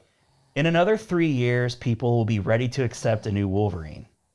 So I think, personally, you're going to see Fantastic Four before any X-Men stuff. I because they know, I mean, the rest of the kids on the X-Men, I mean, it's going to be hard to top somebody like Patrick Stewart. He was just made for that role in a lot of respects. And what I'm anticipating, because the things that I've heard about Dark Phoenix are not great. And Apocalypse didn't totally hit as hard as they wanted to. And New Mutants is like on again, off again, it seems like. So it's like, as strong as they came out with First Class, and then as good of a follow-up as they did with Days of Future Past. They had some real strength there. They've been dropping the ball. They're kind of on this descent to where I think it will be good, because what we could do is we could just come back and say, all right, let's do present day, let's do right now X-Men interacting in the world around them, not some past timeline, not this and playing with this. Like, let's just give everybody the characters. We'll do the suits like we do with the rest of the guys, where they're blue and yellow, and we'll do everything, I think after the next Deadpool movie, you're really going to see the X-Men kind of die off for a bit. I kind of hope they'll still use that cast to just kind of like they've been cheekily playing along in the Deadpool universe. I just do not see Disney. I think they're like, it's kind of like when a new invading force comes in, you want to have some goodwill to the fans. So they kind of said, we're not going to mess with Deadpool. Yeah. But they're not going to keep doing Deadpool movies as they are right now. I just don't think they will. Well, and I know, I mean, as a huge Deadpool fan, I know I would watch 100 Ryan Reynolds Deadpool movies. But for everybody that's a fan of him, I would rather have a rock solid trilogy than 6 movies that some of them were just kind of so-so. And the trilogy seems to be the point that you got to put an end to it. I mean, there's not been a successful 4 in a row of anything. And it's one of those like, with Iron Man. Iron Man has had 3 outings of his own that were successful, were well put together, were good movies. Yeah. And then you have him dropping in on Spider-Man. You have him in the Avengers movies. You have him in Civil War. So he's been in other things that weren't just him. So same kind of thing. But it's not a solo Iron Man. No, you can have Deadpool and have him still be very much alive within the X-Men That would be universe. A perfect best case scenario. Yeah. I think. There's enough juice in Deadpool. Like, don't expect him to carry 4 or 5 movies solo. But for God's sakes, keep him alive. He would do that, especially because I think that's their in. If you get to the point where, like, all right, we're gonna put these new X-Men movies together. We've cast them. This is what we're gonna do. We're gonna roll with it. We put it out, and then you kind of tease like, oh, hey, did you hear? I think they're gonna put a Deadpool cameo. Kevin Feige in Marvel Studios, I have trust in them that they can take the Deadpool spirit and make it PG-13 and make it not suck. There's enough wiggle room to. I've actually toyed around with my own ideas of bringing Deadpool into the X-Men /MCU. That I'm not even that talented. So there's people that actually know it that I think they could really do a lot of really good, fun stuff with it. And even just, the acknowledgement of Deadpool, like somebody's like, him breaking the fourth wall and like, I gotta play nice. This one's only PG-13, guys. Yeah. To where you could have that, the actual X-Men, no breaking the fourth wall, Deadpool right next to him, like, you guys don't, this is a movie, we're in a movie, guys. Yeah. I think there's a lot of room for them to play that can bode well for them. Now, DC, on the other hand, is a bit trickier because they have this weird scenario where their non-superstars are in a slump, but they actually have some goodwill with some secondary characters. Aquaman is a big hit. Wonder Woman was a big hit. Shazam was a hit. The right size hit. Like, they didn't sink a ton of money in it, did well. So if they could just get Batman and Superman on track. Here's what I think, and I've shared this with you. I think DC should do this. With the Joker movie, I think it would be cool. I hope that that's a hit, and I think it will be. I really do. Let's have a series of one-off villain movies where you take your best that you have to offer and smartly cast with a manageable budget, with talented writers and directors, and have those villains mean something. And then, in the meantime, get your Batman in order. Maybe that what's his name? The guy who did the Apes movies. I don't know if he's Matt Reeves. I don't know if he's still attached to Batman, but really like him. I think he is, last I heard. I think he's responsible for the Apes movies and the Kingsman movies, right? Yes, actually, yeah, I think you're right. So he has a really steady track record. He's got a good eye for stuff, yeah. Yes. If they can get themselves a Batman that is of a Christian Bale, meaning good actor, not a big name. Ben Affleck was the old style, thinking they got a name. And I don't think he was a horrible Batman, but I don't think he was a great Batman either. So get themselves a Batman, and then after 4 or 5 years, put him up against these villains. Yeah. I think that would be so smart. It would be less money, less risk. And, once they've got a lot invested in all these smaller movies, these characters that we've kind of come to know and not love, but appreciate and know, and have some a vested interest in history with these villains, that would be huge, I think. And in the Superman, as far as that goes, I think it may be time to just let Superman go. I don't think anybody's ever going to be as big as Christopher Reeve was. I know it's crazy, but Superman must be profitable enough with merchandising to be. I mean, can Warner Brothers let that go? Because they had a good Superman. Henry Cavill. I mean, I think this is where what they didn't learn is, and because I don't blame Zack Snyder for making Zack Snyder movies. Zack Snyder made Zack Snyder movies. He did exactly what he was paid to do, and they didn't even let him finish it. It's like the Zack Snyder movies that he's made were kind of for a really specific audience, and other people liked them too. Yeah. That was what worked well. Zack Snyder's not like a major film director, like Colin Trevorrow. Who used to be an indie guy, and they got him for Jurassic World, and he was able to handle a major property well. Well, he did 2 of those, and then he was gonna direct Star Wars Episode 9, right? And he did the Book of Henry, and then nobody ever came right out and said it. Ooh. But he went back to his indie roots and did the Book of Henry, which I liked, but I know I can see why it was criticized, and it was criticized fairly. But he went back to his indie roots, and I think that cooled him enough to where they took away Star Wars Episode 9 from him and gave it back to JJ.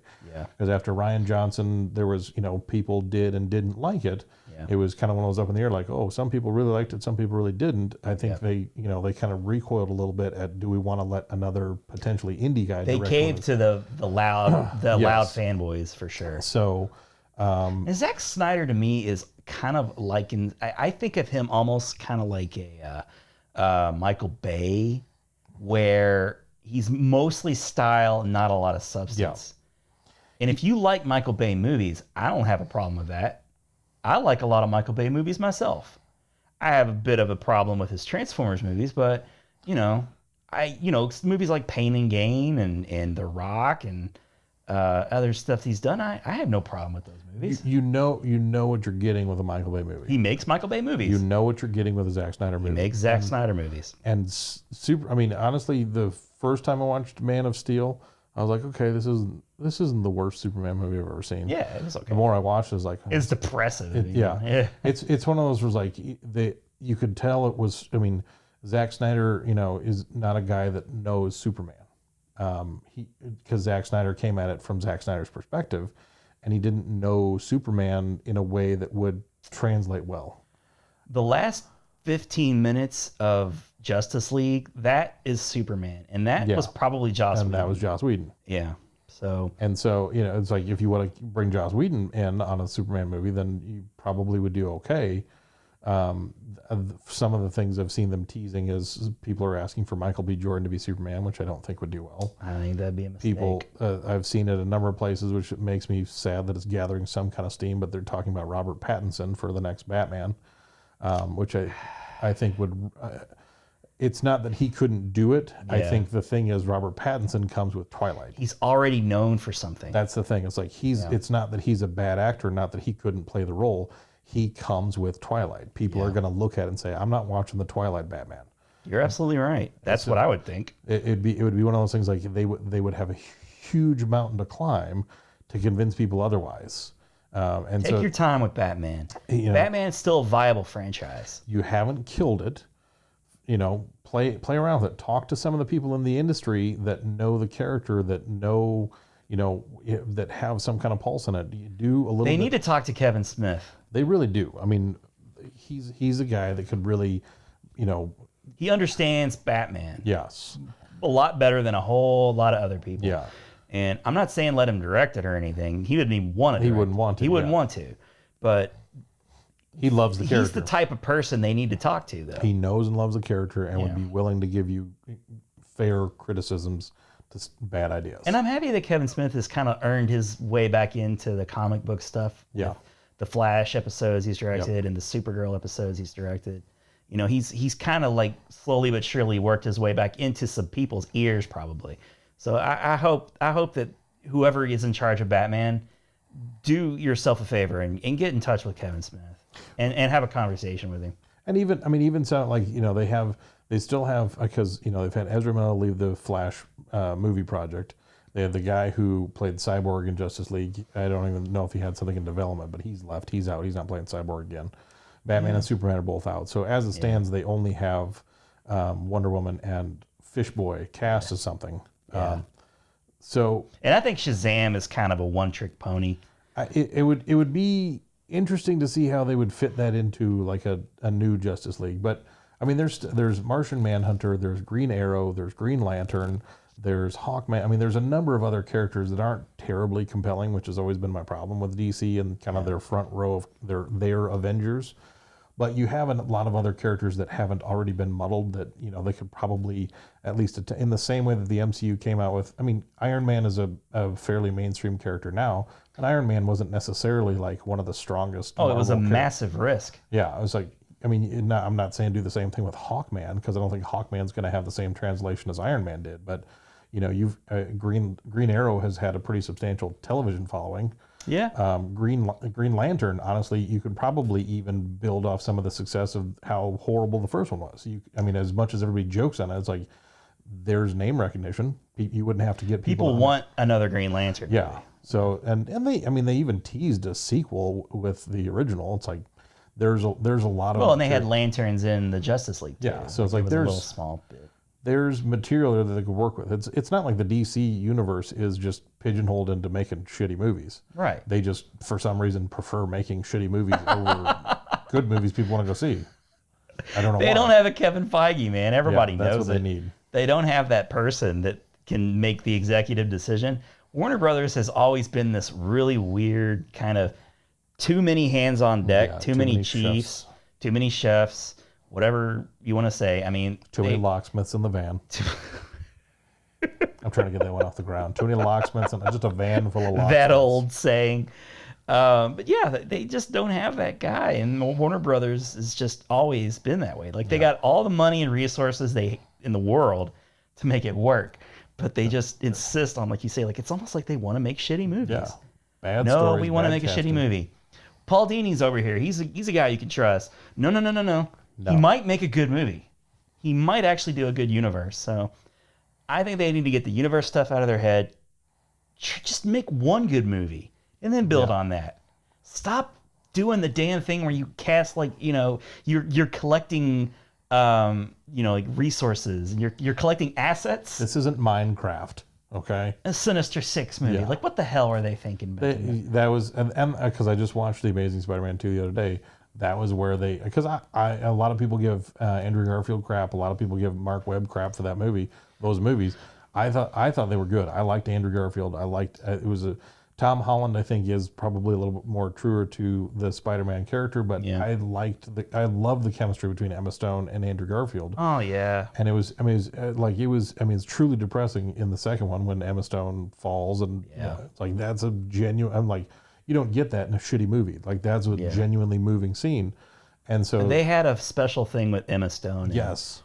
And Andrew Garfield. But they just, they had weird Jamie Foxx Electro. They had weird Dane, what's his face, as the Green Goblin. They just overshot it, and they were building towards the Sinister Six. It's like they got ahead of themselves. Yeah, just That's what they always do. They got ahead of themselves. Yeah, they had a successful reboot with the first Amazing Spider-Man, and then they just got ahead of themselves. Yeah, they got a little too greedy.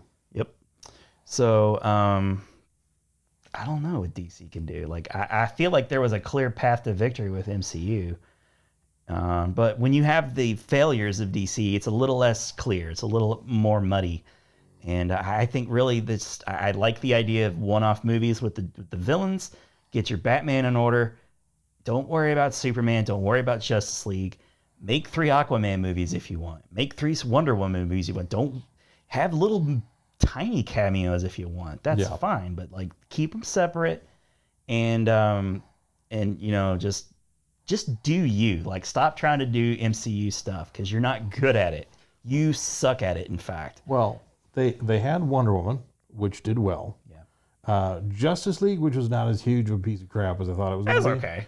It was when I was like, it was obnoxious because it was like, oh, what are we going to do? How are we going to beat this guy? Steppenwolf sucked. And Steppenwolf was a shitty villain. And then it was all built around the last 15 minutes being Superman kicks his ass. Yeah. So like, this is a stupid story. Well, they didn't get to do Darkseid. No. So I was like, okay, if you want, do those characters. He's a massive, he's your Thanos. Build 20 movies around him. Yeah. Do it. Just do it. It's not hard. You can still do it. Yeah. If you wanted to. But it's like, okay, shake it off. You've got the opportunity to recast Superman. You got your opportunity to recast Batman. You don't have to do it tomorrow. No. Go through and figure out, not just which one makes the most. Fix Batman first. Fix Batman. Don't worry about Superman. And you've got another Wonder Woman 84 is like made. It sounds cool. They're waiting for it. They pushed it back, so it's like you got another Wonder Woman movie, which unless that one just sucks, which I don't think it will. No, I don't think it will. And you've got that. You've had Fish Boy. People liked watching his movie. I don't know if hopefully James Wan will be back to make a sequel. If he doesn't come back, that movie will suffer big time. Because the biggest compliment I think everybody said about the movie is visually it was great, and that is attributed to James Wan. It really was. So without James Wan, it's going to be hard. He was the reason I had hope for that movie. Yeah, and it was good. It was in my top 10. Kind of sheepishly, but it was there. Well, and it's one of those, I just had my own problems with Fish Boy, but it's the same thing with Superman. It's like I don't like the character of Superman. There's totally understandable, yeah. It's totally understandable. But it's one I was like, Shazam. Shazam is not a mainstream. Shazam is the Guardians of the Galaxy for the DC universe. Like he's not a mainstream character that people know, and it was wildly successful. He's the quirky change of pace that Guardians was, yeah. And that's they've got if you count Wonder Woman as a success. Justice League didn't do as well as they wanted it to, but it still did okay. Yeah. And now you had Fish Boy and you had Shazam. I feel like Justice League probably eventually broke even. They made a little bit of money off it. Like it's one of those like, it's funny because you get a lot of the MCU movies where they're like, oh, this movie's now surpassed Justice League, and it's like, oh, it's only been out for 3 weeks. It's one of those where it's like. Justice League was what they were hoping would be in-game pre-sales is beating, They wanted Justice League to be their, $2 billion movie, and it just wasn't. Yeah. Because they jumped the gun. They didn't have the infrastructure that Marvel took. Well, they collapsed under the weight of their own shit. Yeah. So that's pretty much it in a nutshell. Stop, retool, take your time, cast it well, find the right stories. And you can build a universe just like they have characters. They have plenty of characters. Just find your groove. You haven't found your groove yet. No, just Stella, find it. Stella, get your groove back. That's all. Get your groove back, Batman. Yeah, exactly. And then you can build from there. So anyway, That was fun. That was a fun little discussion. Yes. Not a little discussion. That was going on 2 hours worth of discussion. That's fantastic. Actually, more like 3 hours of discussion. So if you're still with us, I hope We're the best. And you love it. So, as promised, we have a third new segment. Did you think of a name for it? I thought of this name. Who played it better? Kind of like who wore it better? Who played it better? Who played it better? Okay. And so obviously the second portrayal is not. We can't really say who played it better because it's our own coming up. Right. We can't. But it's a play on that. Yeah, I like it. The other one I had was The Perfect Cast, which is a reference to a Goofy movie, but I didn't think that everybody would probably get that because it's the dance. Well, who played it better is kind of like you had a list of potential segments. I feel like that was one of them. So. Yeah. Okay, so who played it better? I have a movie for you. Okay. You're gonna cast not every actor, just the main actors. Okay. Okay, so you ready for mine? Yes. You're gonna be recasting Silence of the Lambs. Ooh, that'll be fun. Mm-hmm. So you're going to be recasting Silence of the Lambs. So that means you're going to have to find yourself a new Hannibal. That'll be interesting. You're going to have to find yourself a new Starling. Yeah. And you're going to have to find yourself a new Buffalo Bill. Okay. So those were all the primary characters. So you only got 3. Your homework is just mainly 3 characters. I'll probably recast some of the other ones just for fun. You should have. We're gonna have fun with it. You know, go as deep as you want to go. Yeah. That of all the movies in your head, you were thinking. You probably weren't thinking Silence of the Lambs. That one was not on. That was not on the list. That's a real tricky one I'm giving you. I admit. Yeah, So I like that'll be the opening segment for the next time. What do you have for me? I'm going with The Breakfast Club. You son of a bitch. You come out strong too. Wow. I'm going to have fun with that. Yeah, Breakfast Club. I got to find a new Bender. Yep. Ooh, man. Okay. I'm going to have fun with that. So yeah, I've got quite a few people to cast on my own. Well, you know what? Actually, The Breakfast Club is really only like 10 characters tops. Yeah, because you got was it 5 or 6 kids? Yeah, you got 5. You got the club, and then you got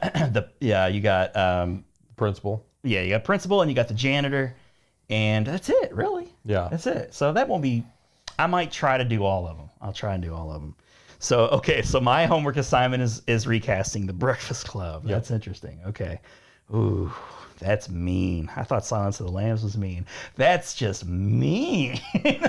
I was just hoping you wouldn't go with Deadpool. I was like, if I got to recast Deadpool... no, I would not do that to you. I was like, I don't know how I would do that. I had a real difficult time trying to find a movie. Like, I had 5 changes. You know, I just kept thinking, I was like, you know what? Oh yeah, Silence of the Lambs, that'll be fun.